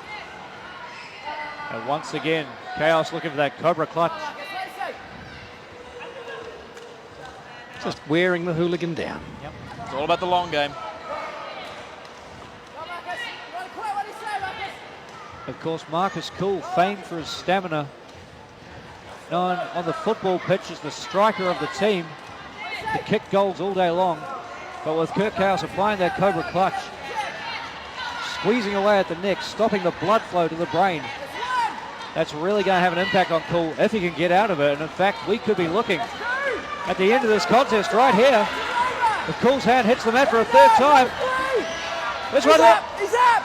No. No, it's up. Oh, that was down. That should have been out. Marcus Kool. Come on, ref. Referee Chris Ferguson right on top of the action. His hand was down. His hand's up now. Marcus Kool still got some fight left in him. But he's going to have to dig deep, Dunn, like with the amount of oxygen left in his brain to keep his balance, to use his kicks. Kool blocks the bicycle kick. Uh-oh. Move, champ. Discus clothesline plants Chaos on his head. And Kool springs back to his feet. He's feeling it now. We need someone to look on the champ. He landed right on his head, spiked him from that clothesline. The hooligan is a dangerous individual. This isn't fair. The adrenaline flowing through the body of Marcus Kool. Takes Chaos over with a neck breaker. But notice the champion, he gets to the corner, gets away from the center of the ring. But look, he's clutching that head. Marcus is focusing on the head now. Now that he's getting a head of steam, Curt could be in real trouble, guys. I don't know how I feel about this. Marcus Kool, a headhunter for sure. Homing in on his target now. Sensing the New Zealand Heavyweight Championship could be within his reach. Come on, Curt. You've got this.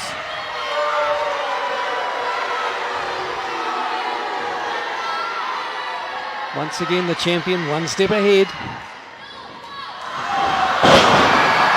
Holy mackerel.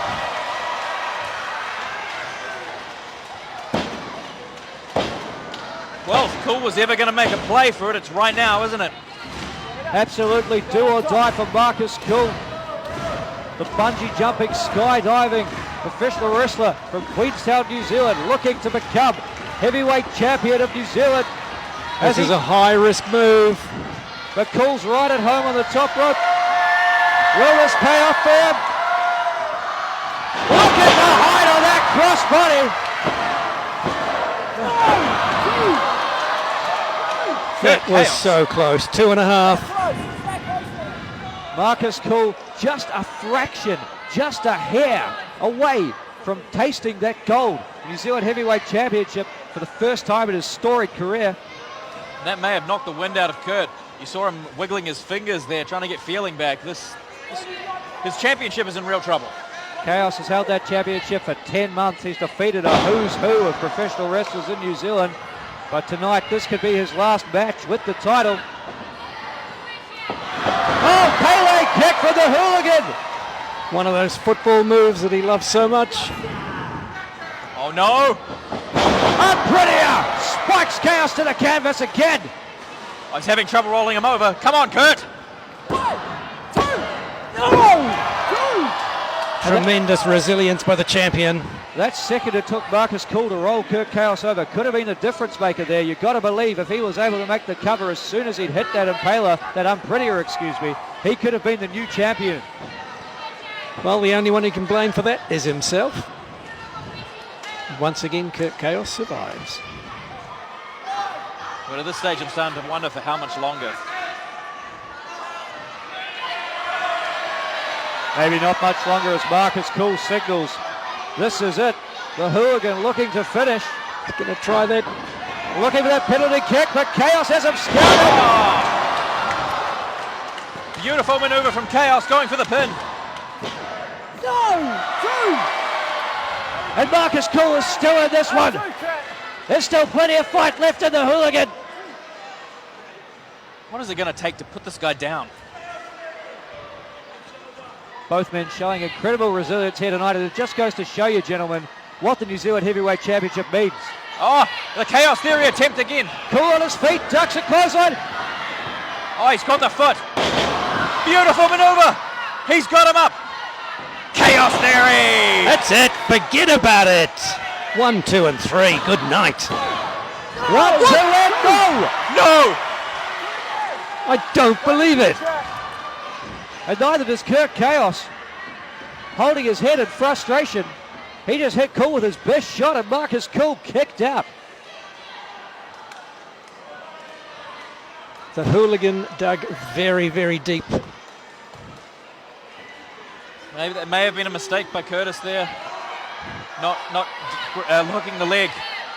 Oh, I'm in shock. Oh no!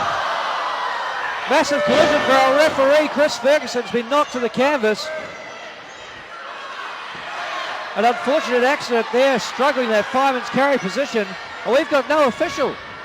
This is where we need a second ref. Oh, Cool Intentions!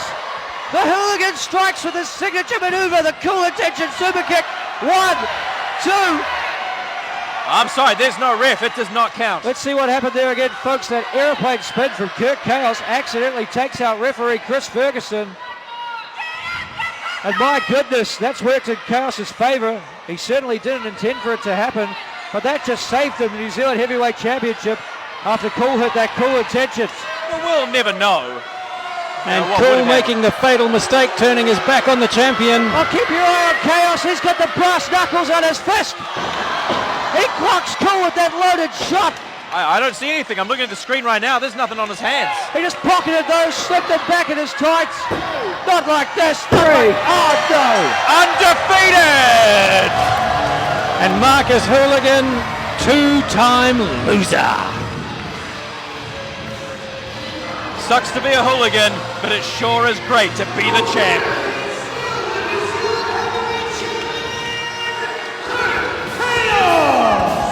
Curt Chaos, that weasel, that scumbag. Look at that, played his day, Steve.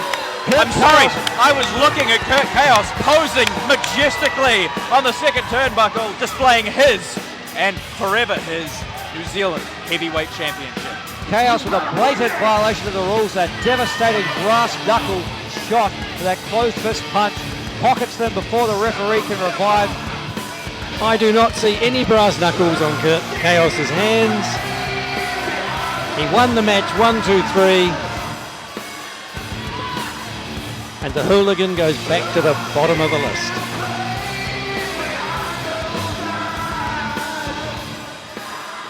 Oh, there you go! Kool intentions a second time from hooligan Marcus Kool. What a sore loser. That's disgraceful conduct. Penalty kick! He may not have won the battle tonight, but my goodness, he just won the war.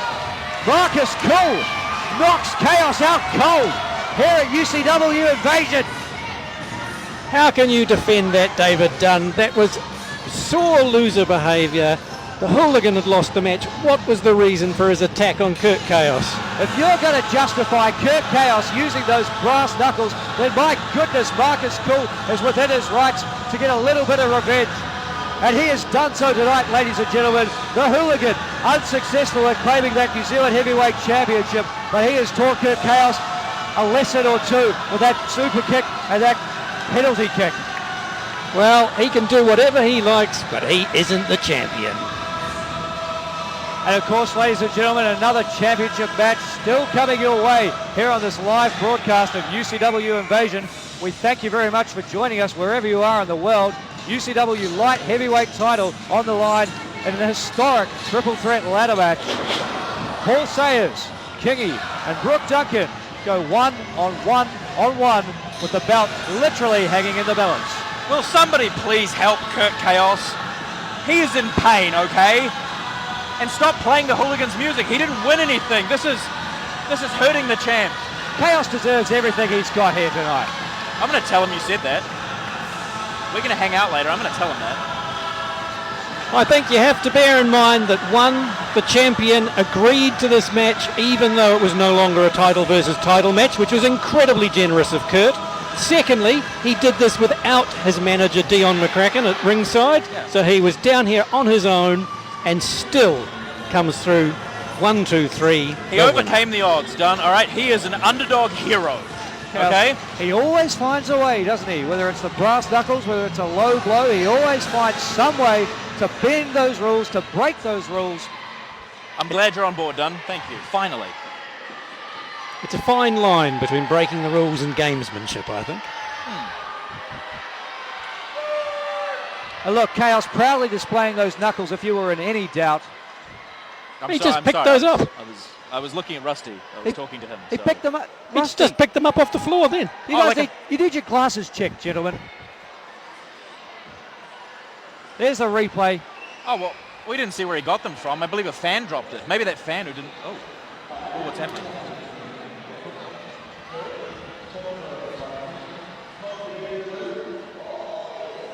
Hello. Bloody love that, mate. Love curry. Bloody love it, lad. Hey! Oh my goodness. What's it? Who is that? Is that Kingy? Is that Kingy? Oh, no. He's pretty Kingy, out cold. I'm missing him soon. Oi, mate, are you alright? Is he not? Hey, lad. Hey. Is he? Oh, good. Hey, hey, mate. Who would do such a thing? Well, ladies and gentlemen, a breaking news development there. Kingy, apparently the victim of an assault in the locker room. We need to get a medical professional back there. We need to get him assessed. Kingy, scheduled to take part in our main event tonight. He was my pick. Well, we hope to bring you an update on this story as soon as we have more news. But ladies and gentlemen, making his way to the ring at this time, the man who made tonight all possible, UCW's General Manager, Matt Docherty.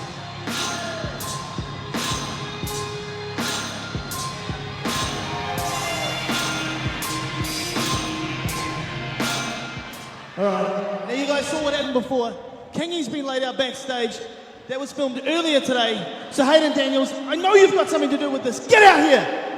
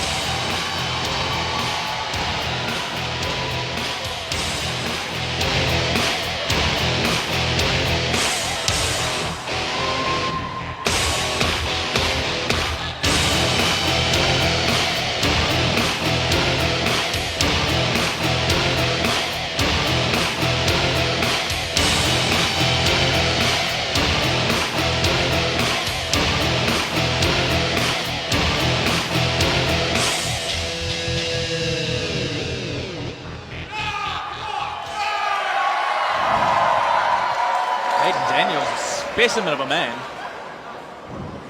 Calls himself the genetic pitbull. Oh, good. You can talk. Yeah, I can talk. I know that was you. You've been trying to sabotage this event right from the start. It happened on Facebook and now there. I wouldn't get too close if I was you. What's going on, little man? What's going on? Hey, well, if it isn't the new Vince McMahon of New Zealand wrestling, Matt Docherty. Wow. Hey, listen, I would say that it's a pleasure to meet you face to face, or in your case, face to chest. But look, that would be a lie, because from where I'm standing, all I can see is a slime bag douchebag. And all I can see is a lot of... Sorry, mate, I'm still speaking. Just wait till you're spoken to, thank you. Who's the size of a garden gnome? Now, did I take out Kingy? Maybe I did. Maybe I didn't, but what I will tell you is that I'm dressed to fight. And I came to Christchurch for a fight. Christchurch, do you want to see a fight? I said, do you want to see a fight? This is unreasonable. You know what? It's funny you should say that, because there's one thing that's for certain. You're definitely having a fight. But it's not with me. It's with this man.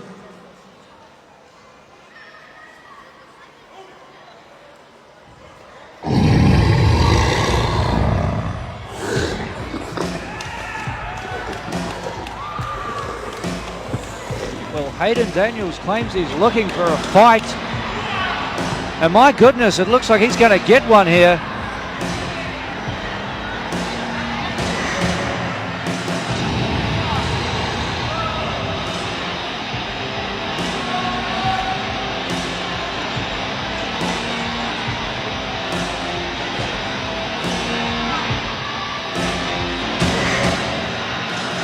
Well, if Haydn Daniels is going to go around trying to pick fights with the UCW General Manager, he's got to expect that Matt Docherty is going to find somebody to settle that. Whoa! Abraxas burning bright here tonight. That is quite the sight. That is haunting. Ladies and gentlemen, I have been around New Zealand professional wrestling for a number of years, and I've never seen anyone quite like this individual. He'd make a rather attractive husband for Just Plain Evil, I think. I'll introduce them. And I'll tell you what, gentlemen, he makes a hell of an opponent for Haydn Daniels. He may yet make the pit bull look like a poodle.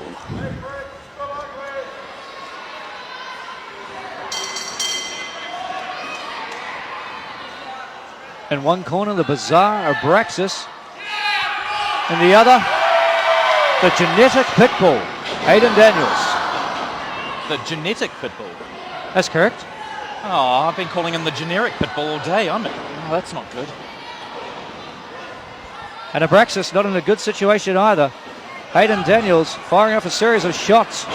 But Abraxas turns it around in the corner.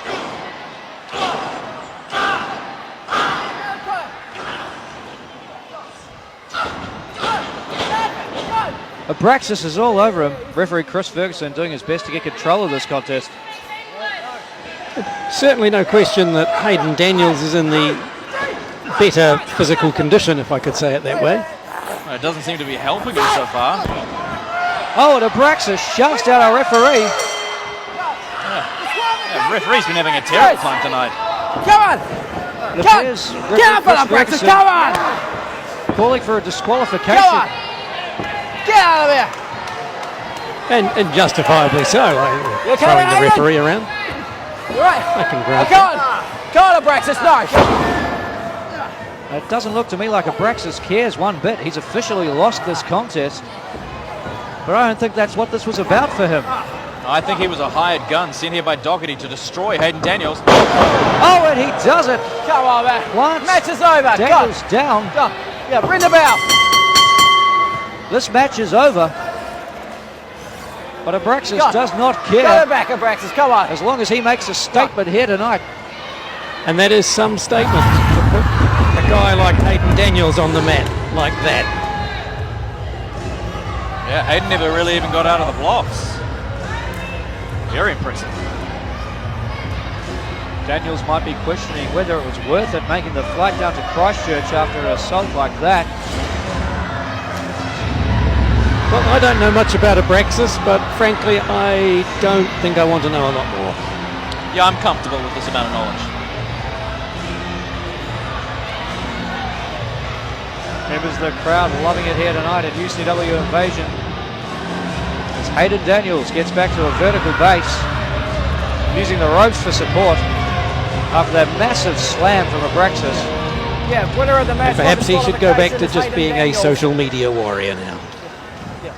Ladies and gentlemen, the winner of this match due to war and disqualification is Haydn Daniels. Small comfort there for Haydn Daniels. He officially goes down in the record books with the win, but somewhat of a hollow victory after being attacked by Abraxas.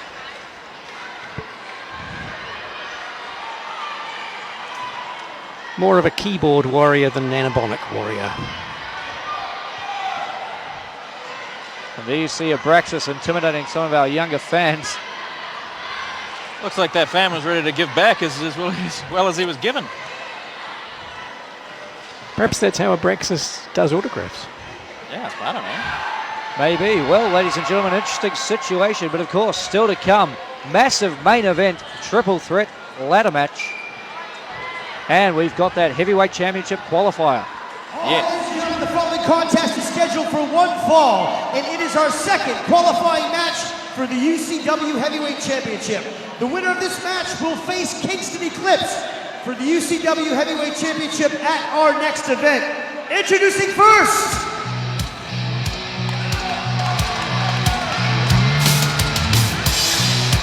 this is Rufguts.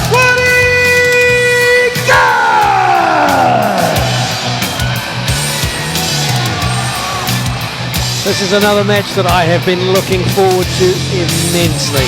Oh, absolutely. This is going to be a barn burner and a half. And I am so pleased to see Rufguts Roddy Gunn returning to the attitude that made him famous. No more hanging around with that modern warrior or whatever he calls himself, Paul Sayers. This is the Rufguts Roddy Gunn I know and I love.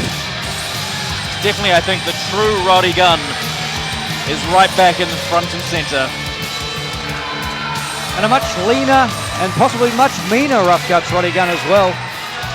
But of course, he still weighs in over the heavyweight limit of 100 kilograms, qualifying him for that SPW.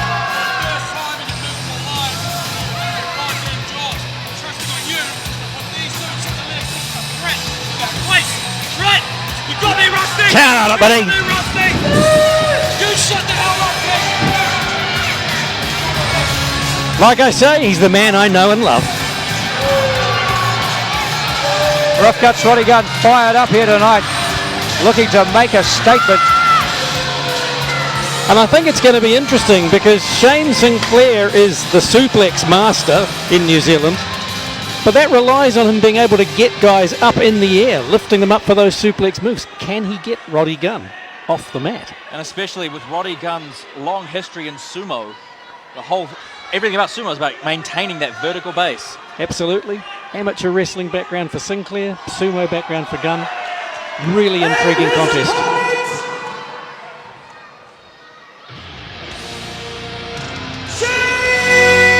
Sinclair!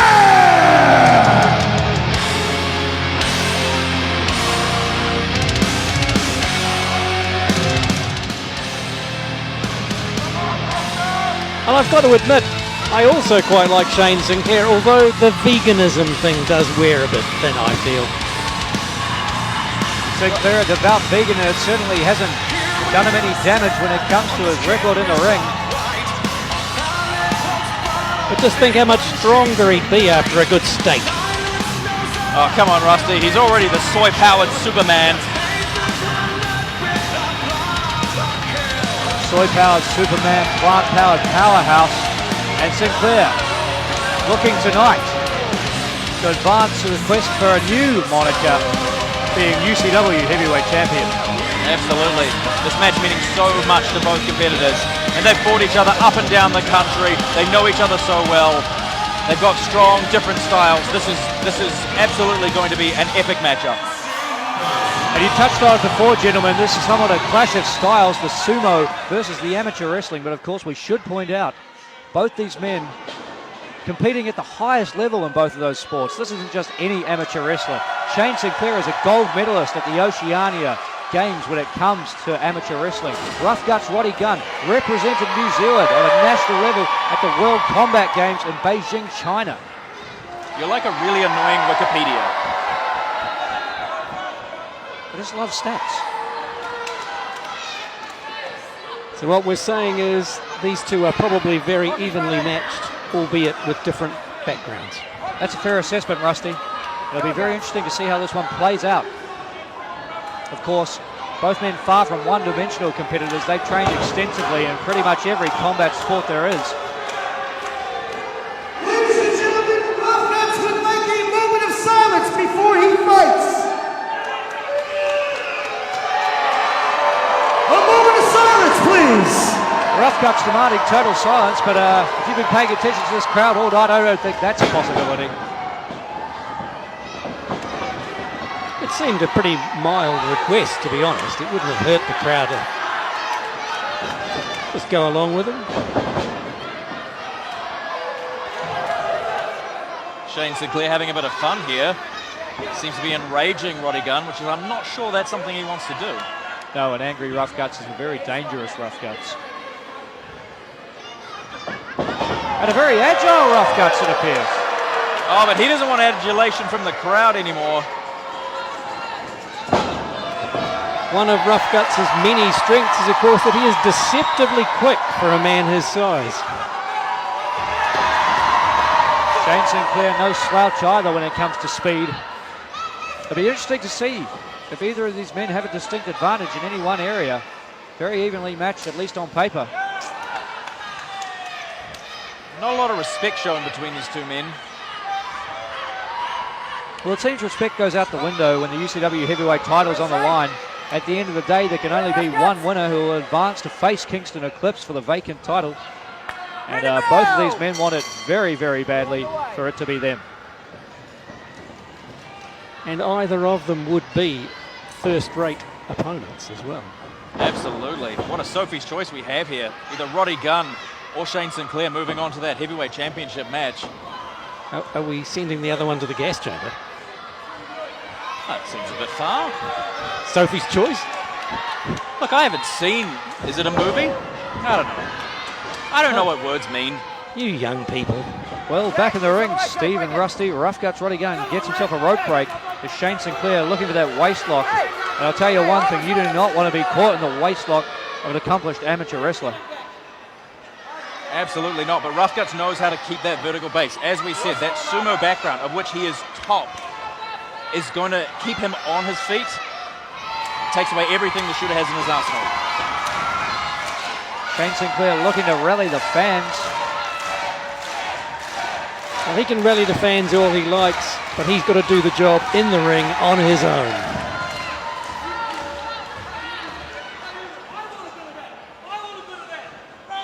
Yay!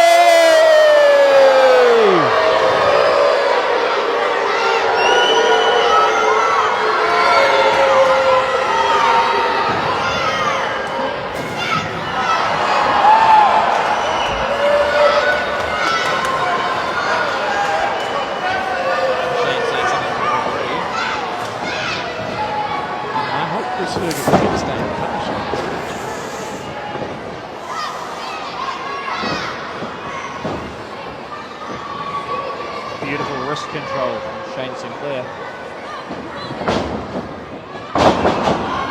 Using that wrist to direct Rufguts' Roddy Gunn back to the mat.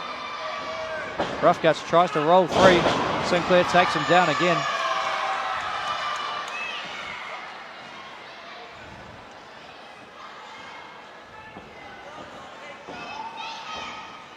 Oh, the torque on that wrist.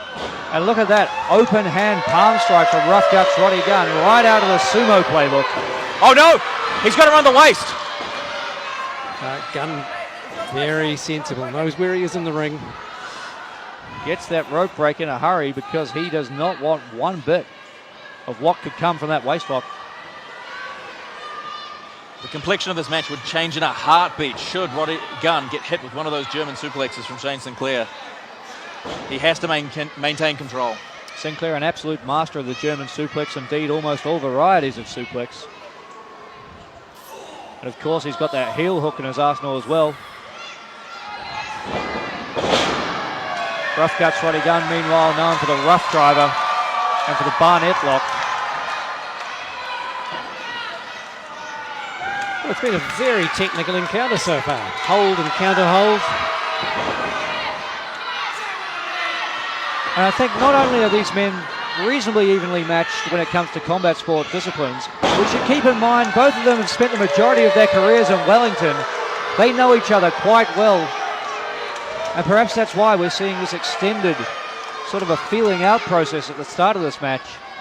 Well, they know even one mistake could switch this match in an instant. Because you mentioned before, Roddy Gunn's Barnett lock. Now that's a vicious Kimura lock.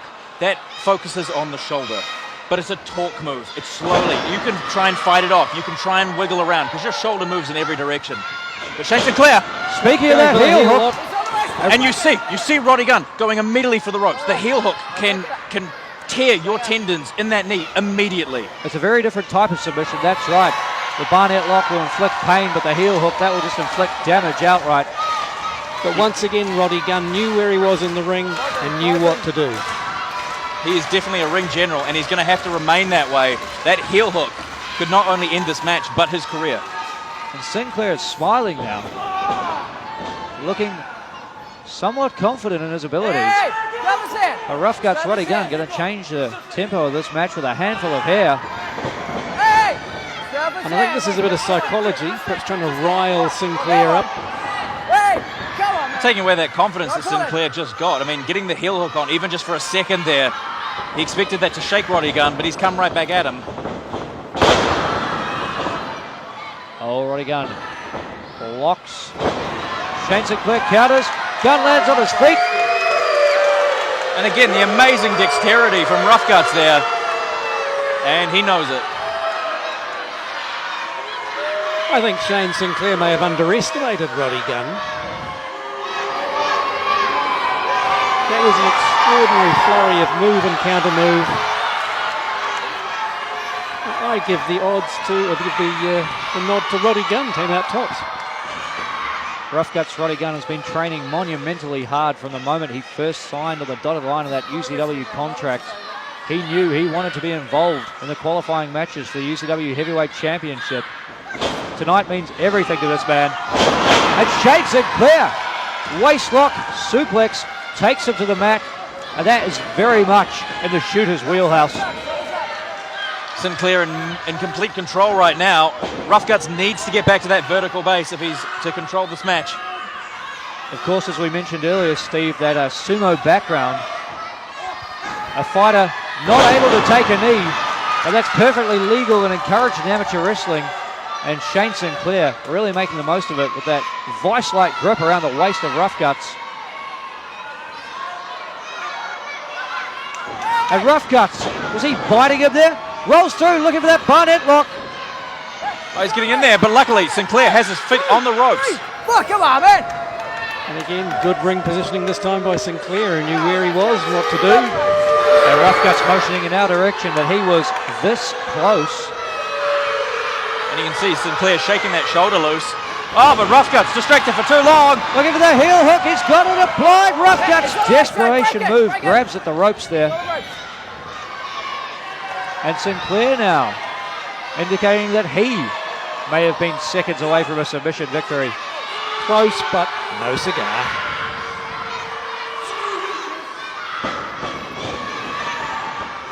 Oh, big drop kick, uncharacteristic from Shane Sinclair. Sinclair building up momentum here. Catches Rufguts. Rufguts breaks free. And he is smarter than he looks.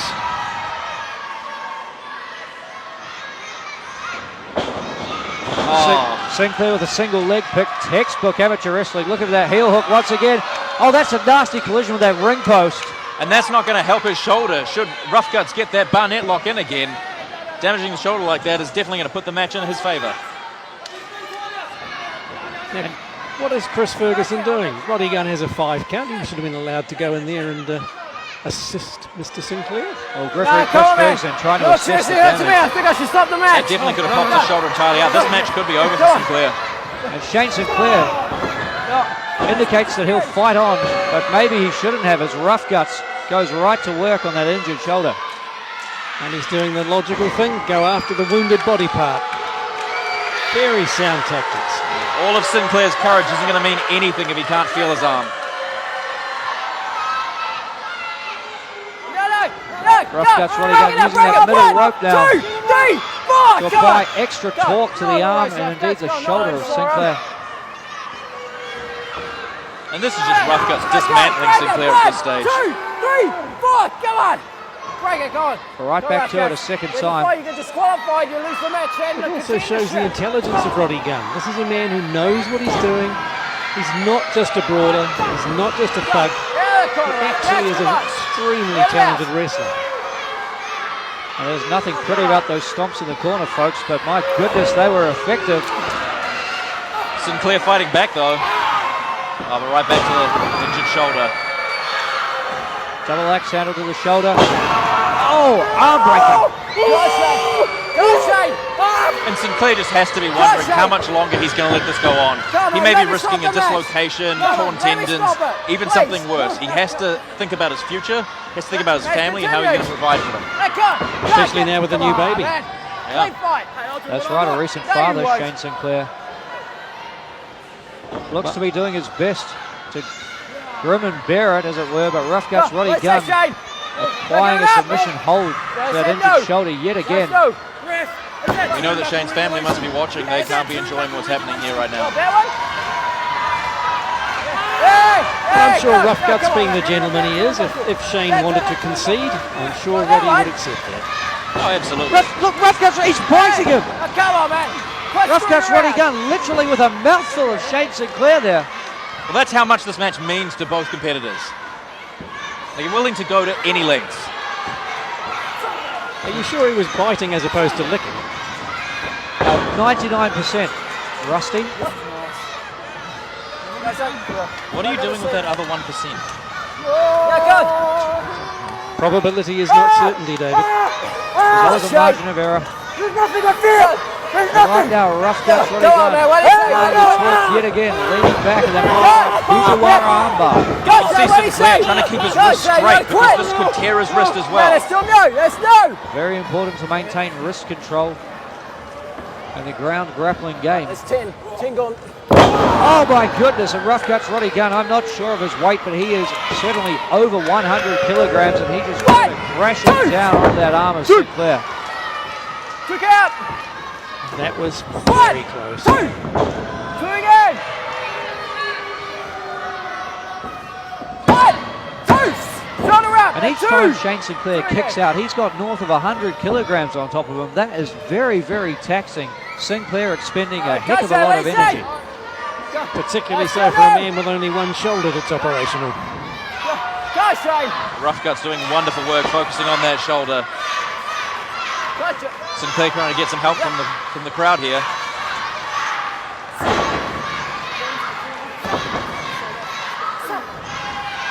Sinclair dazes Rufguts with an elbow, but it only buys him a second.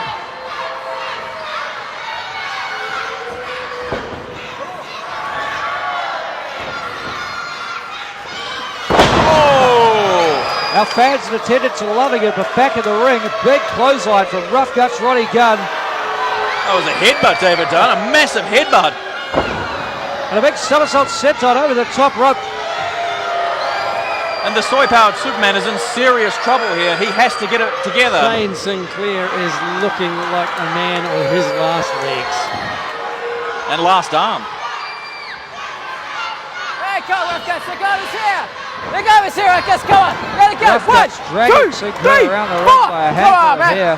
Stop holding his hair. He knows he's in control of this match right now, and he's loving it. Rufguts will do anything to win, and this is not taking anything away from Sinclair, but Rufguts has a mean streak that Sinclair just doesn't possess.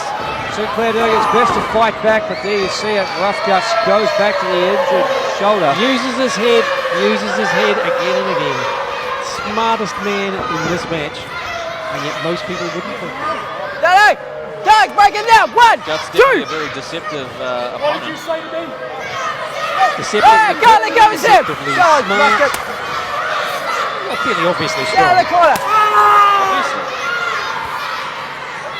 And deceptively sadistic as Rufguts antagonises this crowd and loves every second of it. And getting a taste of his own medicine now. Sinclair fires off a couple of chops. But will he be able to lift him? Sinclair certainly doing his best, but that shoulder seems to have given out, and it may pop out there. Repeated shots. He's not just trying to beat Sinclair, he's trying to injure him. Go, Shane, what do you say? This is it. This has got to be it. Come on, ask him, ref. Ask him, ref. Oh, he's putting more pressure.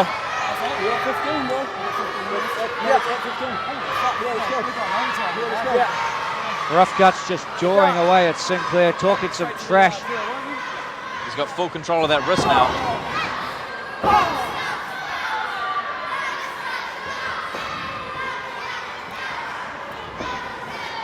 Oh, bad spot for Sinclair. Hung up in the corner. The old tree of woe. Go on, no. Modified neck breaker. Sinclair with no way to break his fall. Back of the head hits the canvas hard. And Rufguts, excuse me, with a big cannonball. Beautifully executed. That is a heck of a lot of humanity to come crashing down on you like that. And Shane Sinclair is literally dead weight. Rufguts in full control. Oh my goodness, superplex from the top rope. It's over, baby. It is over. Yeah, I'm sorry to say it, everybody, but Rufguts has this match in the bag. Look at the leg, could be accurate. Shane Sinclair kicks out, but Rufguts catches him in the barnet lock. And again, the smarts of Rufguts there. He could have taken a few seconds. He was shocked that Sinclair kicked out, but he's right back to the barnet lock. He knows how important this match is, and he's going to stay on him. Straight away, unable to get a pinfall, converts it to a submission. Sticking to the game plan. Excellent tactics by this man. Oh, look at that, the strength of Shane Sinclair. Steamrolls Rufguts to the canvas. Look at that moonsault. Sinclair lands on his feet. Rufguts out of the way. I don't think Rufguts knows. Roddy. Crossline, back elbow. He's got him. Overhead belly to belly. Incredible show of strength from But Sinclair. that must leave Sinclair exhausted. He hasn't even got the energy, surely. Rufguts kicks out, but just like that, this match has evened up. That explosiveness from Sinclair, if he can dig deep and do that again, he may still be in with a fighting chance. Certainly got to admire the resilience and the stamina of both these competitors. Absolutely. That could be better. Oh! And I felt that one down here.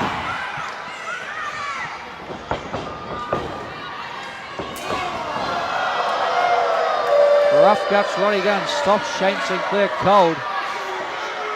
This is a brave choice by Rufguts. High risk. No. This is not so good. Rufguts in a bad position, trying to fight his way out of it. Oh! And both these men take a tumble over the top rope. Rufguts lands on the ring apron, Sinclair out to the floor. Whoa! What athleticism! And look at the height of that big boot from Rufguts. Come on, back in the ring. Now, if I was Roddy Gunn, I would have thrown him outside the ring and climbed back in myself. Gone for the count-out victory. But instead, Rufguts smells blood in the water.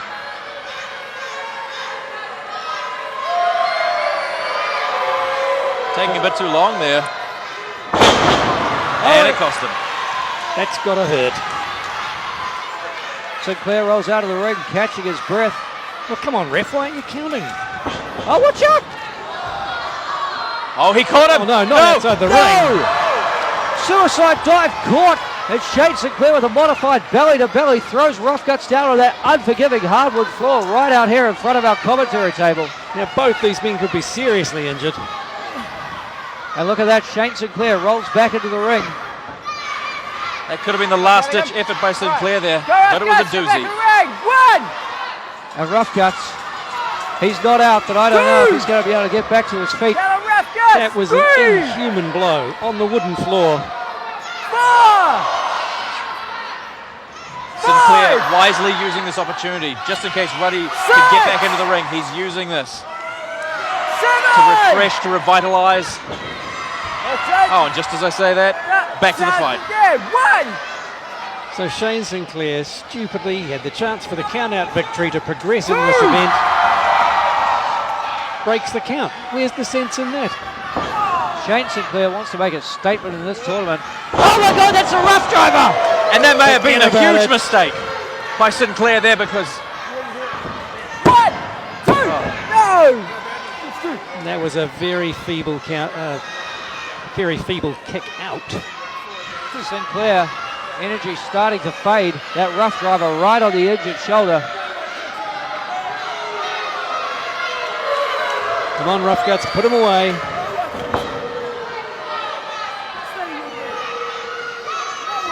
I think another rough driver would do the trick.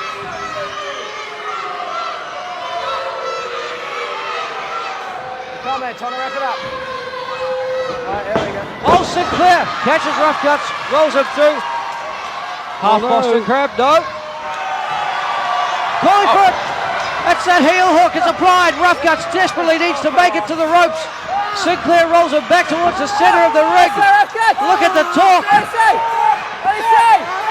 That knee being twisted, Come on, Roddy Gunn, you can go for the ropes. Just a, what, less than a foot? Rufguts reaching desperately. This is your career, Rufguts, come on. Can he make it? And Rufguts has no choice but to tap out. Unbelievable match. Unbelievable.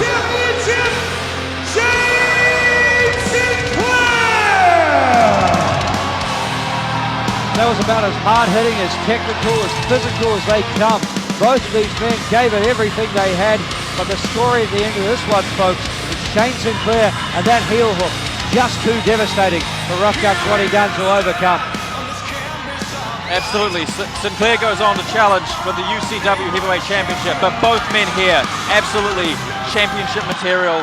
And Roddy Gunn looks like he may be seriously injured.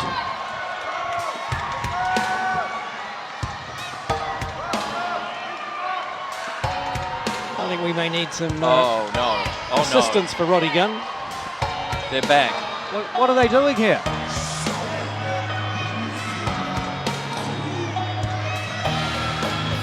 Is that it? It's a table. The Southern Wrecking Crew not scheduled to be here again tonight, at least according to my records. And I get the feeling they're a little disappointed with the result of this match. I get a little feeling that they didn't bring that table along for catering.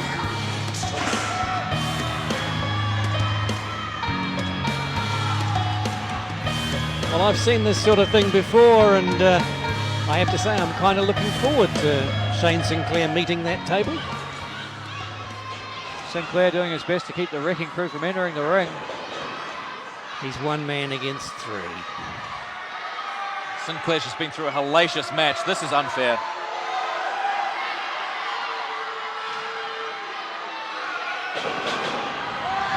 Oh, Sinclair, low bridge. Stan Murdoch takes a tumble. Levi Murdoch eats a turnbuckle. And Simon Seven planted with a German suplex. And how is he finding the energy to do this? This is incredible. If the Wrecking Crew want to step to the shooter, that's what they gotta get.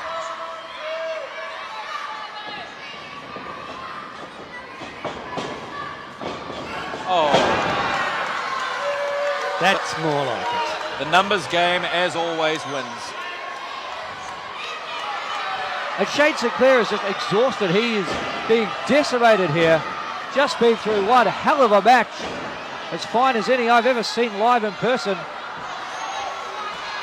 It was certainly a great match, and Shane Sinclair won the battle, but I think he may be about to lose the war. Guys, get off him! A war he wasn't anticipating, a war we had no idea was coming in the form of the Southern Wrecking Crew. And if Shane Sinclair is in no condition to contest that final at the next event because of injury, does that mean Kingston Eclipse would go on to become the champion without a match? I, for one, hope we don't have to find out in that scenario. Sinclair, whoa. 4, 3, 2, 1. Unleash him. Unleash the beast. T-Rex. T-Rex has been on the hunt for the Southern Wrecking Crew all evening after what they did to the Hammer and the Deadly Sins. He's still one man against three.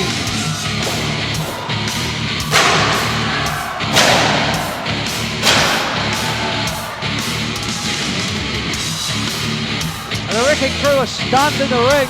T-Rex making his way down here. Sinclair laid prone on that table. But T-Rex comes in with a lariat and a spine buster.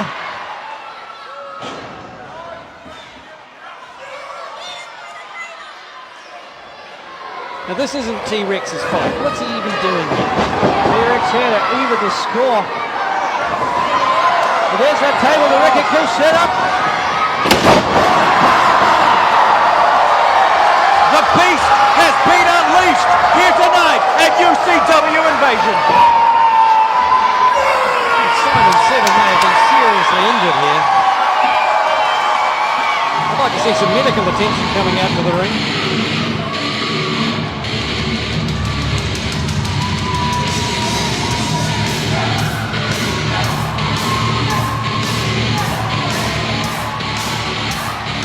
Southern Wrecking Crew had no beef with Powerhouse T-Rex. But Powerhouse T-Rex has a beef with the Wrecking Crew. Look at this, Simon Seven going for a ride. Drills him through that table. And they may have seriously been injured. And our fans are loving it here tonight at Cowles Stadium in Christchurch. Southern Wrecking Crew sent packing at the hands of the Powerhouse T-Rex.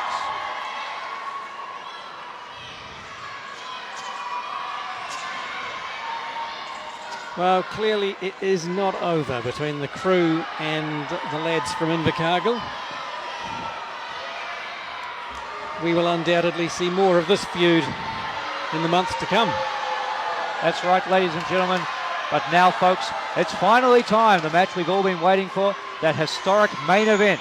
UCW Light Heavyweight Championship on the line.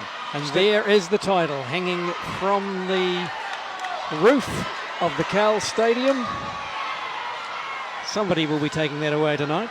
And who's going to be the third man? Kingy is out. Who's it going to be? I've got no idea. Rusty, your thoughts? I have no idea either. Very Maybe they'll just make it a double threat. Potentially a very unpredictable situation here tonight at UCW Invasion. But the fact of the matter is, we are seconds away from crowning a new UCW Light Heavyweight Champion. There you see the prize hanging high above the ring. And the rules of this match are simple, folks. You climb up a ladder, you unhook that title, and that is yours to take home. But you must unhook it and get both hands on the title? I believe that's the case. And let's cross back to the ring. It's Lieutenant Dan Hennessy for the ring introductions for this historic main event. Ladies and gentlemen, it is now time for the main event of the evening. Now, it's a ladder match. How this works, the UCW Light Heavyweight Championship will be suspended high above the ring, and only way for the competitors to get to that belt is by scaling the ladder and retrieving the title. This making them the first ever UCW Light Heavyweight Champion. Ladies and gentlemen, if you are ready, and you are ready, aren't you? Well, if you're truly ready, ladies and gentlemen, would somebody, somewhere, make some noise?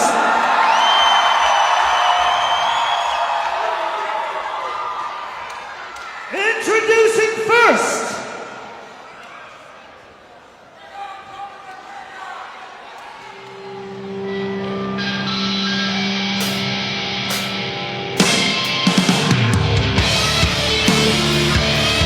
from Nelson, this is Brook Duncan!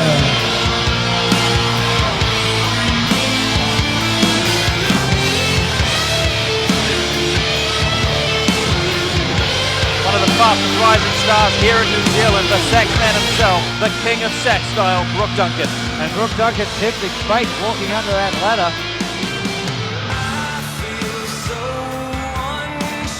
Now I hope he's going to behave himself when there are so many children in the audience and not do that risque routine of his. Oh, I love that routine. I mean, this is not an R16 show. Something in your eyes calls to mind a silver screen and all this sad goodbyes. I'm never gonna dance again. These guilty feet have got no rhythm. Back in the South Island here tonight.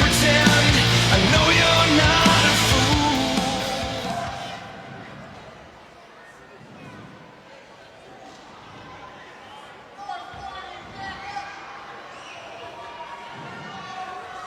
It's my music.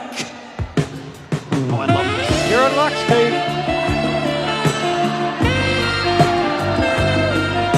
Look at the style. Look at the grace. They call him the king of sax style. I just wish my dark glasses were darker.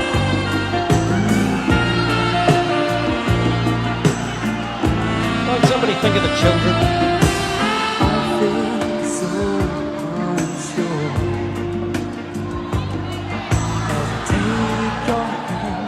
Nice catch by Ferguson.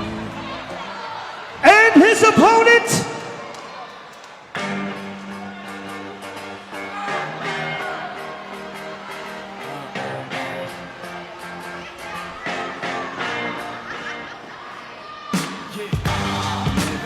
that young warrior, Cowles Stadium.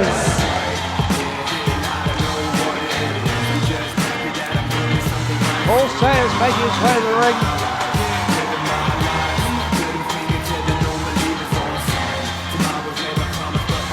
one of the absolute success stories in New Zealand wrestling as of late.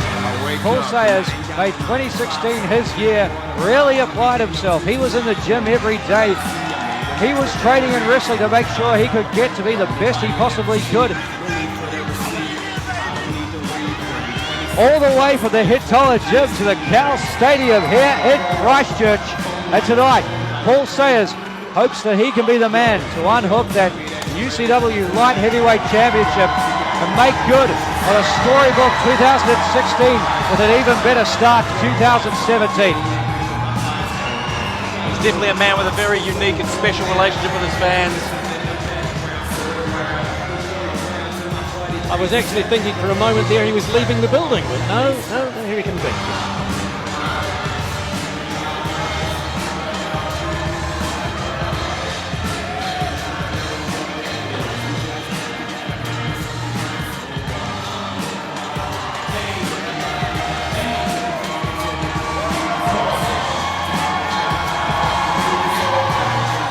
Sayers recently coming off the back of a match with NJPW star Hiroki Goto, coming back from a tour of Mexico. Absolutely the most well-rounded competitor he's been in his lengthy career. And the final competitor, ladies and gentlemen, for the light heavyweight ladder match.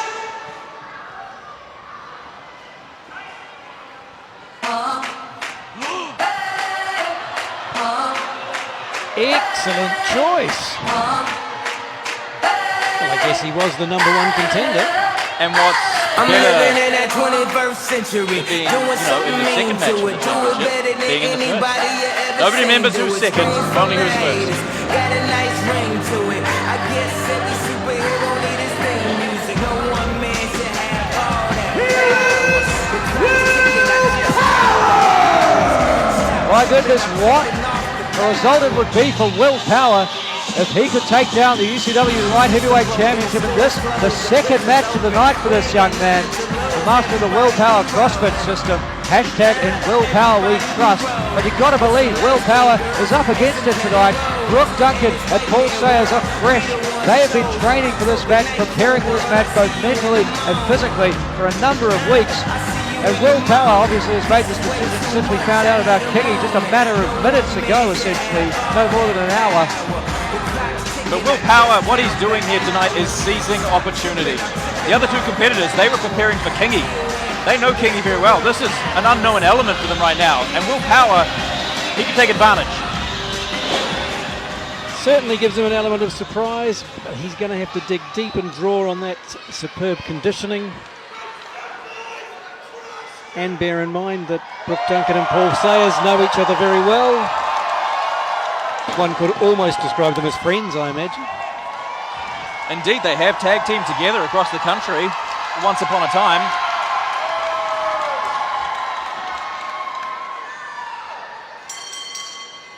And here we go, historic triple threat ladder match underway. UCW Light Heavyweight Championship hangs in the balance.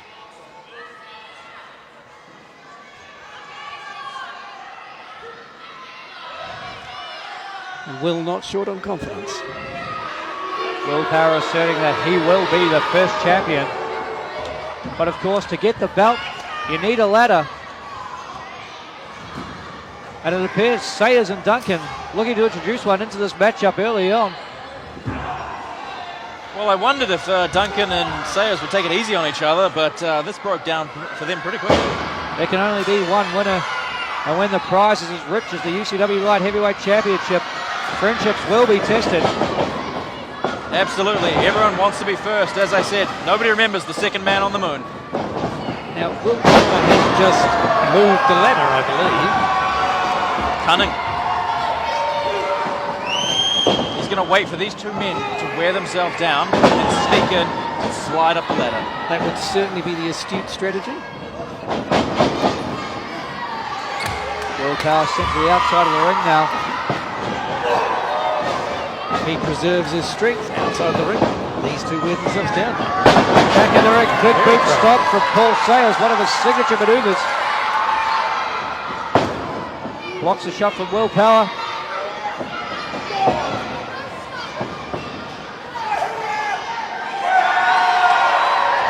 That young warrior, Paul Sayers, taking control of Will Power there. Trying to muscle him up for that brainbuster. Oh, maybe not. Modification of a suplex turns Will Power inside out. Some surprising strength there from Sayers. I mean, we expected speed and agility in the match. We're getting a little bit extra. And now Brook Duncan knocks Paul Sayers to the outside of the ring. Oh, watch out, Will Power with that waistlock.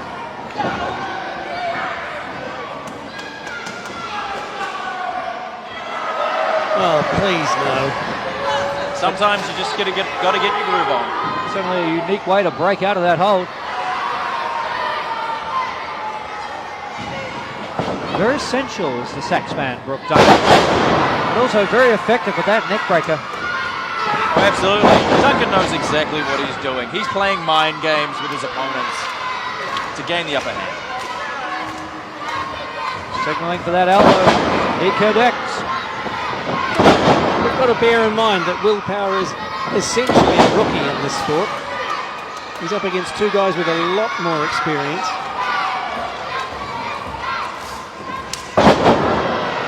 I'm sure if you asked Will Power, he would say he's the best man for the job. I absolutely believe he is, but I'm just pointing out he is certainly the rookie in terms of experience here. No shortage of confidence when it comes to Will Power, but you are right, gentlemen. Will Power far and away the least experienced member of this match. Of course, we should point out none of these three men have experience in a ladder match. And it's really a whole different kettle of fish when you're in there.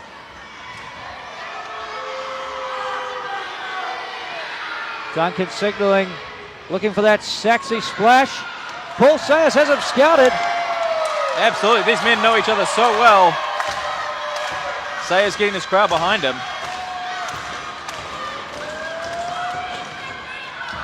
Oh my goodness! Spectacular. Not sure you caught it on your screens there, folks, but a huge suicide dive from Paul Sayers wipes out Will Power. But meanwhile, Brook Duncan on the outside of the ring. He's retrieved a folding chair.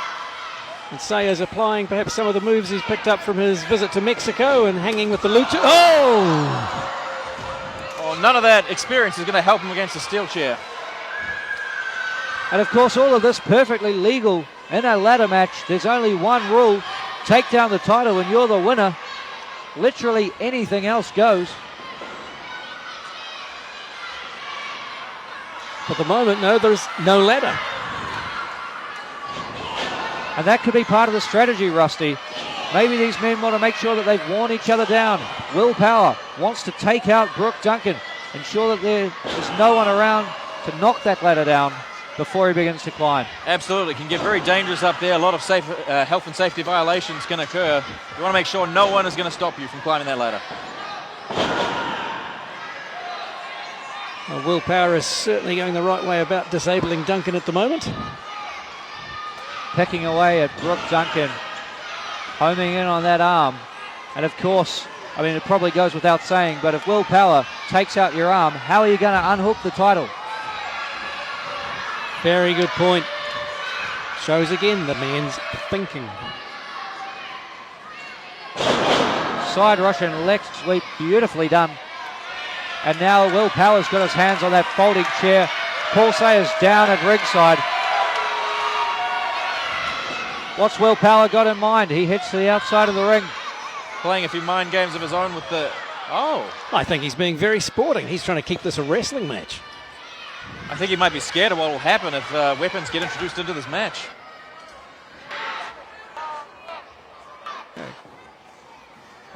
And Will Power goes right back to the arm of Brook Duncan, clubbing away with his elbow. Now, I think you've got to admire Will Power here. He had the opportunity to do something disgusting and deceitful, and he chose to wrestle.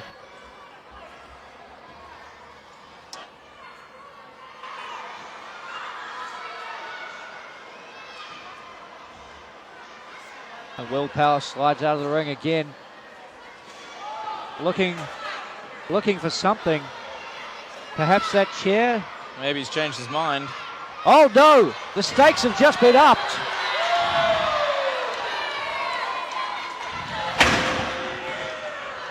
And that's one heavy table.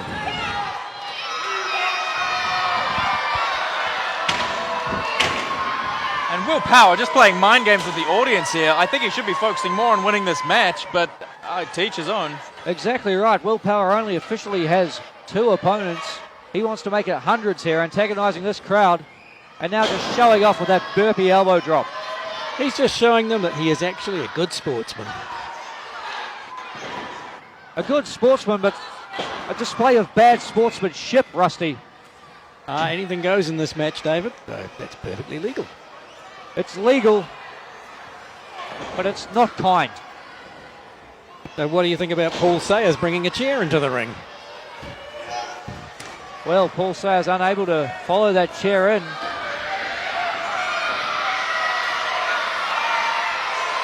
Once again, will Power demonstrate good sportsmanship?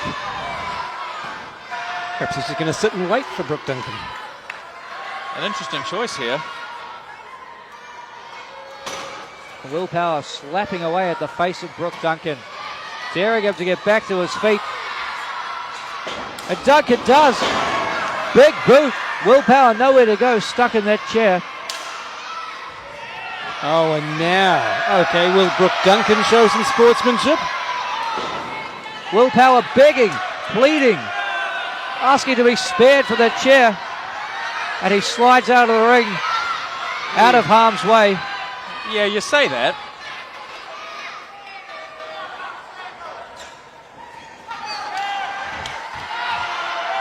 Paul Sayers at ringside. He's got a chair. Brook Duncan's got a chair. And Will Power's got to turn tail and run. Now, after all the times that Will Power showed good sportsmanship, he didn't use the chair to attack somebody else, and now these two, supposedly the favourites of the crowd, are threatening him with a weapon. It appears Brook Duncan and Paul Sayers forming a temporary alliance, backing Will Power down, backing him up towards our entrance area here. Power trying to use a ladder to escape, and he's knocked down by those chairs. Now that was self-defense, and oh! And right away, Paul Sayers, every man for himself, swings the frame of that chair at Brook Duncan. Will Power now left alone with the ladder, starting to crawl, heading his way back towards the ring. And you can hear the impact of what appears to be maybe a scoop slam from Paul Sayers, dropping Brook Duncan down on our entranceway.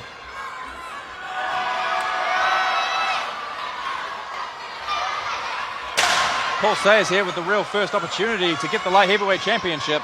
Well, finally the ladder is back in the general vicinity of the ring.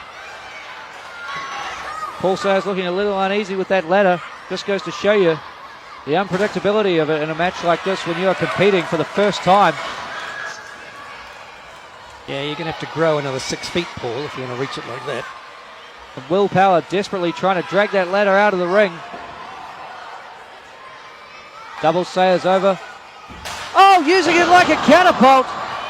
Top of the ladder connects with Sayers' head, and Sayers may be out. Well, that would be a classic case of hoist by your own petard, I would say. And Will Power now, controversially, he's just put the ladder back under the ring. He certainly can't win the match like this. Well, I think he wants to put these guys out in pure wrestling fashion. Then he'll go for the ladder.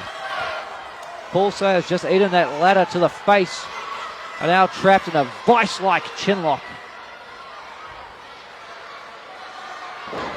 There you see Brook Duncan beginning to stir in the entranceway, but still a long way for the ring.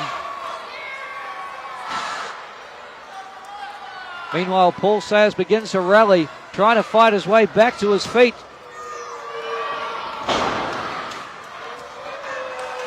Nicely done by Will Power.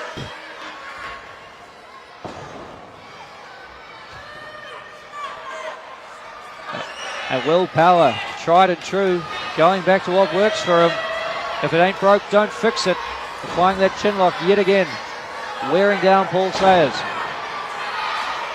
Well, this young man is really demonstrating some technical wrestling skills.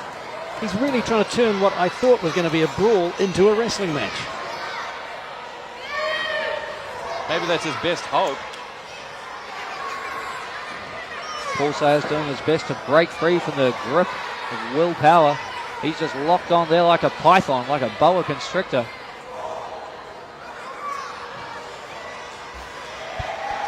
Where's Duncan?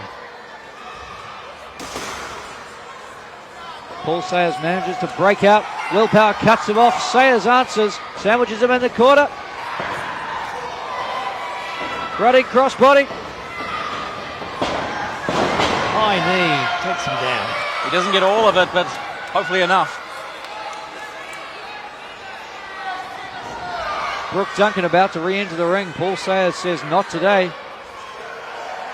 And once again, David Dunn, it's your heroes who are wielding the chairs.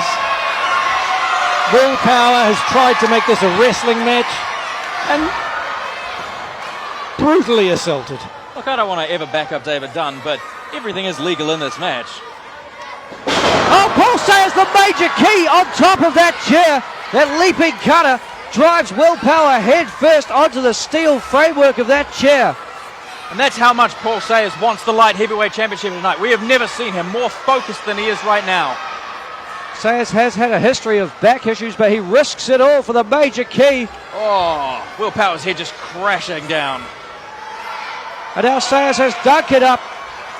Fireman's carry. Duncan slides off the shoulders. Still some life in this man as well. That's what Duncan does. He slips in, he takes control just when you think he's out. Looking in a lot of pain though, nursing that arm. Oh, Duncan's good at powering through though. He really does seem to be wrestling with one arm. Well, we saw Sinclair earlier tonight win a match with one arm. Maybe Duncan can repeat that.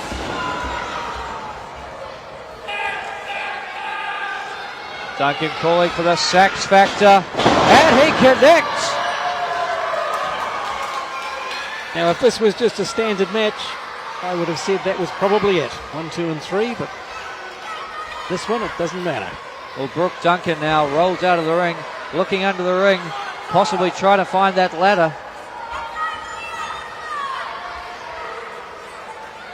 Great work by our camera crew, of course, following them around the ring. Duncan searching for something. He doesn't seem to be looking for a ladder. It must be something else. What could it be? Perhaps he wants to hide. Nope, another chair. And this time it's Paul Sayers who's in Brook Duncan's sights.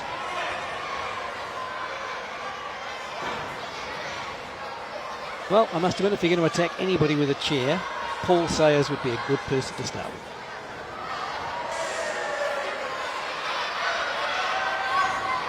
Brook Duncan trying to fix that chair, but I think he's looking to break it all over again.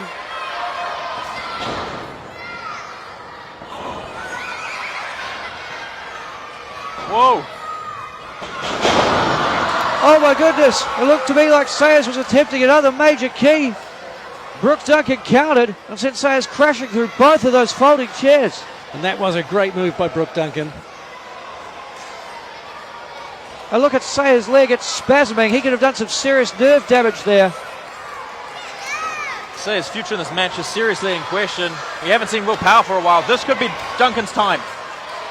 But he has to go get a ladder. The longer this match goes, it's just carnage for everybody in it.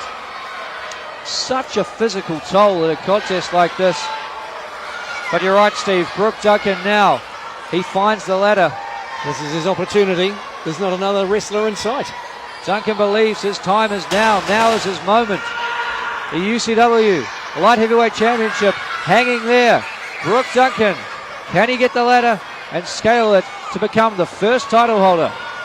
And he's still struggling with that arm. It's going to make it difficult to climb, but if he's the only person in the ring, he may have this. This is a golden opportunity. I can't see Sayers at all.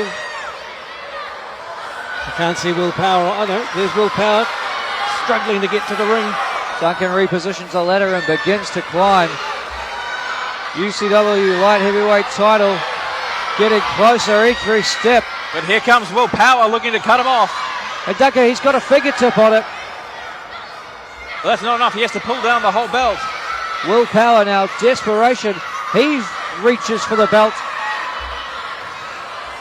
Touching it isn't enough. They've got to unhook it from that clip. Both of these men are so close and yet so far away. Risking injury. But Sayers is back up. He drags Brook Duncan off the ladder, bounces him head first off one of the rungs.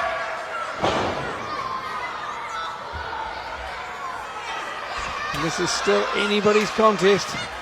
Duncan looks like he doesn't even know where the ring is. Some wicked chops from Will Power there. That CrossFit really helping out with his endurance. Now this is Will's opportunity, but... Oh, Will Power with something else in mind. Osh is going to have a field day with this.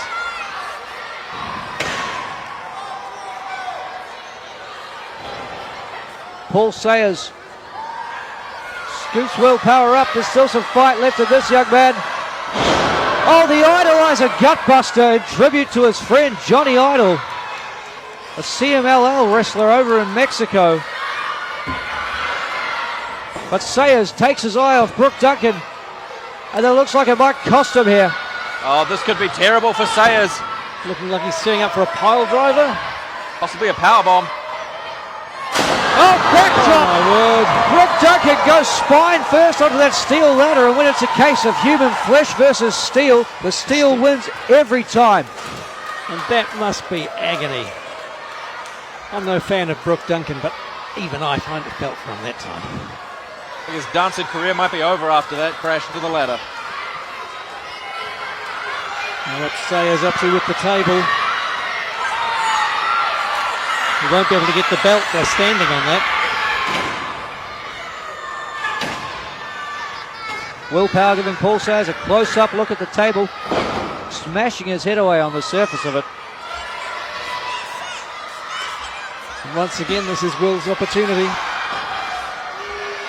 Brook Duncan seems down and out. These men have endured some incredible punishment here tonight, and it just goes to show what the UCW Light Heavyweight Championship means. If you can climb the ladder and take down the title, it means that you are, bar none, undisputedly the best in your weight class, the absolute best wrestler in this company, under 100 kilograms. And these men are putting their body through hell to be able to make that claim. And yet look how hard Will Power is finding getting up that ladder. Oh, this match taking its toll on all three individuals, but as David said, it's all or nothing for them. They need to be the first. And Sayers with a powerbomb! But Brook Duncan now has the opportunity. Unbelievable move from Paul. That could neutralize Will Power. And Sayers, nasty, nasty landing for Brook Duncan over the top rope. I think his children might have felt that one. Duncan on the outside. I don't think he'll be having any children. Will Power unconscious in the ring. And could this be it? Could this be your moment? Climb, Paul, climb! Make yourself famous, kid! Sayers reaching up. He's got a hand on the belt. He's got it! UCW Light Heavyweight Champion, the Young Warrior, Paul Sayers! Well, he did it. Against all the odds, Paul Sayers is the new UCW Light Heavyweight Champion. Paul Sayers has done it all the way from the head tower gym as the little joker here tonight to the grandest stage of them all. That young warrior, Paul Sayers, with a packed audience at Cowles Stadium watching on, he claims the championship and he goes down in the record books as the first ever. Once again, good people, your new UCW Light Heavyweight Champion, that young warrior, Paul Sayers! What a win for Paul Sayers, his first match back on New Zealand soil in 2017. And what a disappointment for Brook Duncan. Absolutely been a better homecoming for Paul Sayers. Incredible effort from all three of these men. But at the end of the night, when all's said and done, Paul Sayers, your undisputed UCW Light Heavyweight Champion. Yeah, I got to give him credit. That was an incredible effort. And look at this, Shane Sinclair out here to celebrate with Sayers, the powerhouse T-Rex. These men have seen each other wrestling up and down the country for a number of years, and they're out here to show their respect. JPE, Tabitha, the Deadly Sins, Kingston Eclipse, they're all coming out here to wish Paul the best. This monumental moment in his career.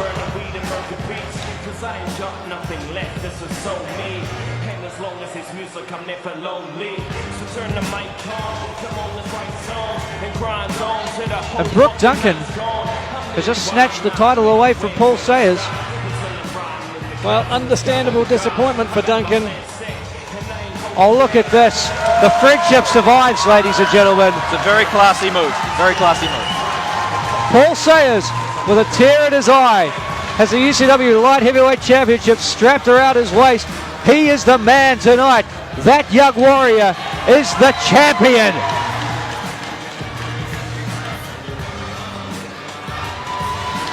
Being hoisted up by his friends.